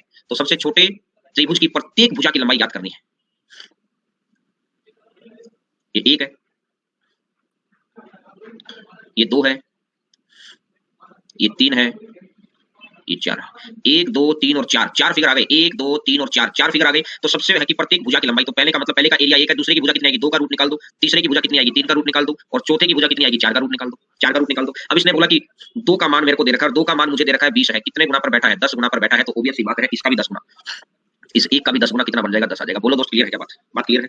चलिए नेक्स्ट नंबर बात पर आगे बढ़ते हैं। ट्रायंगल, ये ट्रायंगल तो ये तो चीज मैंने करवाई दी थी, ये तो आपको बता दिया था ना, ट्रायंगल ट्रायंगल वाली ये वाली बातें बता दी थी ना, कि हीरोज फॉर्मूला क्या होता है, हाफ बेस इनटू हाइट क्या होती है, सेमी पैरामीटर क्या होता है, अगर माध्यिकाओं की लंबाई दे रखी है तो एरिया कैसे निकालना है, ये एसएम क्या है, सम ऑफ मीडियन, ये एसएम क्या है, सम ऑफ मीडियन। अगर माध्यिकाओं की लंबाई आपको दे रखी है ना तो एरिया कैसे निकालना, 4/3 और अंदर फिर लगा दो ये वाला, ये एसएम है, सम ऑफ एक्स वाई जेड, माध्यिकाओं की लंबाई है। माध्यिकाओं को इंग्लिश में क्या बोलते हैं, medians. In circle area of triangle upon semi parameter, circum circle होता है ABC upon 4 of area of triangle, circum circle होता है एबीसी, एबीसी त्रिभुज की भुजाएं हैं, एबीसी त्रिभुज की भुजाएं हैं, और एबीसी त्रिभुज की भुजाएं हैं तो ये आ जाएगा ये वाला। ठीक है, ये छोटी छोटी छोटी छोटी बातें हैं, बस इनको आप देख सकते हैं। फिर इसी के अंदर है कि आइसोस्केल्स ट्रायंगल दे रखा है मैंने, समद्विबाहु त्रिभुज के बारे में भी मैंने आपको बता दिया था, समद्विबाहु त्रिभुज के बारे में भी आपको बता दिया था सारा कुछ। तो ये चीज मैंने एक बार इसलिए लिखवा दी थी कि आपको रिकॉल में आ जाएगी ये चीज यहाँ पर आज। ठीक है, तो ये मेन प्रॉपर्टी इसकी ये वाली होती है, पाइथागोरस थ्योरम लगती है इसके ऊपर। इसके बाद in radius perpendicular plus base minus hypotenuse by 2 और सर्कम रेडियस है h/2। ठीक है, इक्विलैटरल ट्रायंगल √3/4 स्क्वायर, पेरीमीटर कितना है 3 है, एल्टीट्यूड कितना है, ये वाली चीज है। अब अगर मैं देखता हूं इन रेडियस a/2√3 और सर्कम रेडियस है a/√3। ठीक है, from a point inside triangle 3 perpendicular drawn to 3 side, ये देखो 3 परपेंडिकुलर डालेगा, याद आ गया, ये ऐसे तो किया था a इक्वल टू ये 2 को इधर ले जाओ, √3 को नीचे ले आओ, 2/√3 और साथ में perpendicular 1 plus perpendicular 2 plus perpendicular 3, perpendicular 1 है, परपेंडिकुलर 2 है, परपेंडिकुलर 3 है। ठीक है, ये लिख रखा है यहाँ पर। चलो त्रिभुज के परिवृत्त का और अंतर्वृत्त का डिफरेंस, ये मेन नया पॉइंट मैंने इसमें अपलोड करवाया था भाई। अगर मैं ये बाहर का सर्कल खींचता हूं और अब अगर मैं ये अंदर का सर्कल खींचता हूं, तो बाहर के सर्कल का एरिया और अंदर के सर्कल का एरिया का डिफरेंस किसके बराबर आएगा, 11/14 a square equal to difference 11/14। वैसे भी निकाल सकते हैं, त्रिभुज के बाहर का एरिया निकालो, अंदर का एरिया निकालो, रेडियस लगा निकाल के निकाल सकते हैं, लेकिन अगर आपको डायरेक्ट है तो आप डायरेक्टली भी याद रख सकते हैं 11/14 a square equal to difference, 11/14 a square equal to difference. बोलो बात क्लियर हो गई क्या सभी बच्चों को। ठीक है भाई, चलिए अब ये वृत्त का हिस्सा आ गया, वृत्त का एक रेडियस होता है, इसकी सर्कमफेरेंस होती है, वृत्त के बारे में एरिया बता रखा है पाई r स्क्वायर होता है, और एरिया अगर पाई r स्क्वायर है और आपको r को क्या लिख दिया आपने d/2 लिख दिया, तो ऑब्वियस सी बात है d/2 का स्क्वायर कर दो, फिर पाई d²/4 करना पड़ेगा। ठीक है, वृत्त का व्यास कितना होता है तो इक्वल टू a है, तो अब ये 2 वाला नीचे चला जाएगा, 2 का स्क्वायर ऊपर 4 a और d, ये पाई नीचे आ जाएगा, तो इसी चीज को बढ़ा के आगे कर दिया, बस इसी एक बात को बढ़ा के आगे कर दिया है। ये रहा, ये मैं आपको बता चुका हूं, ये फिर मैंने आज आपको आपके लिए पढ़वा दिया था ये बात कि भाई 7 है तो पेरीमीटर 44 तो एरिया 154, बहुत इंपॉर्टेंट रिजल्ट है स्पीड बनाने के लिए, याद कर लेना 7 44 154, जैसे 14 हो जाता है 2 गुना है तो सर्कमफेरेंस तो 2 गुना, लेकिन एरिया 2 डायमेंशन चला जाता है, रेडियस और सर्कमफेरेंस तो सिंगल डायमेंशन है, एरिया 2 डायमेंशन है, एरिया 2 डायमेंशन है, तो इसका स्क्वायर कर दो, अगर इधर 2 गुना है तो इधर 2 का स्क्वायर, इधर अगर 3 गुना, देखो आज इसका तो यूज किया था अपन ने, याद हो तो वो 1386 आया था वहां पर, याद आया क्या, याद आया क्या, बोलो भाई याद आया कि 7 का 3 गुना, 7 का 3 गुना है तो 154 का 3 का स्क्वायर कर दो। ठीक है, अगर ये पॉइंट में भी जा सकता है, आधा गुना है तो आधे का स्क्वायर कर दो, इस हिसाब से आप आगे बढ़ सकते हैं। अब ये है कंसेंट्रिक सर्कल्स, कंसेंट्रिक सर्कल जिनके केंद्र एक है, इसको ये जो ये वाला पोर्शन है जहां अब कर्सर घूम रहा है, थोड़ा सा ये तो बिल्कुल व्हाइट दिखाई दे रहा है, थोड़ा सा फेडेड व्हाइट होगा, फेड होकर रखा होगा, थोड़ा मतलब आपको दिखाई देगा होगा, मतलब डिफरेंस समझ में आ रहा होगा, तो जो ये फेडेड व्हाइट है ना, तो थोड़ा थोड़ा फेड कलर हो रखा है, इसको बोलते हैं वलयक भाग, इसको बोलते हैं वलयक भाग। अब यहां से ये चीज यहां दिखाई नहीं दे रही होगी आपको, यहां ये लिख रखा है r - r is equal to 2 pi divided by c1 - c2, divided by C1 minus C2, 2 pi divided by C1 minus C2, बस यही चीज यहाँ लिखा है, इस 2 पाई को नीचे लेके गए हैं। फिर यहीं से सेमी सर्कल कर दिया, सेमी सर्कल की डेफिनेशन दे रखी है, ऐसा चित्र वृत्त के व्यास और वृत्त की परिधि के कटे हुए भाग से बनता है। सर्कमफेरेंस कैसे निकालेंगे, ये इसका सेमी सर्कल है। अगर आपको सर्कमफेरेंस निकालना है तो ऑब्वियस सी बात है, ये भी r है, ये भी r है और ये पाई r है, r r और ये पाई r, तो पाई r प्लस 2r हो जाएगा और एरिया कितना हो जाएगा, पाई r स्क्वायर बाई 2 हो जाएगा। अब निकालते हैं कि r त्रिज्या वाले अर्धवृत्त के अंदर बने सबसे बड़े त्रिभुज का क्षेत्रफल, सबसे बड़े त्रिभुज का क्षेत्रफल r स्क्वायर होता है। r स्क्वायर कैसे होता है, ये r त्रिज्या वाले सबसे बड़ा त्रिभुज कैसे बनेगा, ये और ये, तो यहां मैंने रेडियस माना r, ये मैंने रेडियस माना r, इसको अगर मैं देखता हूं ये आ गया, तो आपको पता है यहां से सर्कमफेरेंस की दूरी तो r है, तो इसका एरिया कैसे निकालूंगा, हाफ ऑफ बेस, बेस कितना हो गया 2r और इनटू में हाइट, और हाइट भी कितनी है r, और 2 से 2 कट जाएगा, 2 से 2 कट जाएगा तो टोटल कितना बन जाएगा r स्क्वायर, 2 से 2 कट जाएगा तो टोटल बन जाएगा r स्क्वायर। ठीक है, ये है तो वहां पीछे आना चाहिए था भाई। देखो अब इसका मैंने एक सेक्टर बना दिया, ये आपको दिखा भी दिया है, यहाँ पर दिखा दिया है। अब ये सेक्टर बना दिया है, सेक्टर क्या चीज है, इस चीज को बोलते हैं सेक्टर, इस चीज को बोलते हैं सेक्टर। अब इसके अलावा फिर r की लंबाई, थीटा ये याद रखना मेनली, तो थीटा इक्वल टू l/r होता है, थीटा इक्वल टू l/r होता है, बस ये चीज का ध्यान रखो। r को आर्क चाप को इससे करते हैं l से डिनोट, ये r की लेंथ है, ये रेडियस है, ये एंगल है। ठीक है, त्रिज्याखंड ACBO का क्षेत्रफल, AC यहाँ है, B यहाँ है, O यहाँ है, ACBO, देखो AC यहाँ है, C ये B ये O, त्रिज्याखंड ACBO का क्षेत्रफल तो कितना होगा, हाफ ऑफ त्रिज्या इंटू में चाप इंटू में त्रिज्या, पाई r स्क्वायर थीटा बाई 360। ये मेनली याद रहता है सभी बच्चों को, ये मेनली सभी बच्चों को याद रहता है, पाई r स्क्वायर थीटा बाई 360। ठीक है, और पेरीमीटर आप निकाल ही सकते हैं, पेरीमीटर आपको निकालना है तो obvious सी बात है, ये r जुड़ेगा, ये r जुड़ेगा, r और ये l जुड़ जाएगा, ये l जुड़ जाएगा, तो ये हो गया है। अब आता है वृत्त का वृत्तखंड, ये इसको बोलते हैं वृत्तखंड, उसको बोलते थे सेक्टर और इसको बोलते हैं वृत्तखंड। ठीक है, और ये चीज आपको पढ़ने की जरूरत नहीं है, ये कोई मतलब नहीं है, ये तो आपका क्वेश्चन के अंदर ही करा दूंगा मैं आपको। तो कल से हेक्सागन से शुरू करेंगे यार, हेक्सागन से कल शुरू करेंगे, यहां तक की चीजें आपकी कवर है। और अपडेट सेक्शन में प्रोवाइड, अपडेट सेक्शन ढूंढता हूं यार आज मैं, कहीं ना कहीं तो अपडेट सेक्शन में मिलेगा, क्लास की पीडीएफ में कहां मैं डाल सकता हूं, मेरे को एक्चुअली मेरी स्क्रीन पे कोई ऑप्शन ही नजर नहीं आ रहा यार अपडेट सेक्शन का। मैं मोर के अंदर भी जाता हूं तो कुछ ना कुछ पूछता हूं मैं आज कहीं से। ठीक है, क्वेश्चन भी कराना, हाँ अरे क्वेश्चन तो कल होंगे, ये तो मैंने बस ये था कि यार लगातार इतना आज जैसे 1.5 घंटे की क्लास करते हैं तो मैं 1 घंटा 20 मिनट तक आपको कंटेंट देता हूं, 10 मिनट में इसलिए रखता हूं कि आपको रिवीजन हो जाए, थोड़ा माइंड भी रिलैक्स हो जाए। 1 घंटा 20 मिनट तक फिर मुलाकात होती है कल सुबह 8:30 बजे।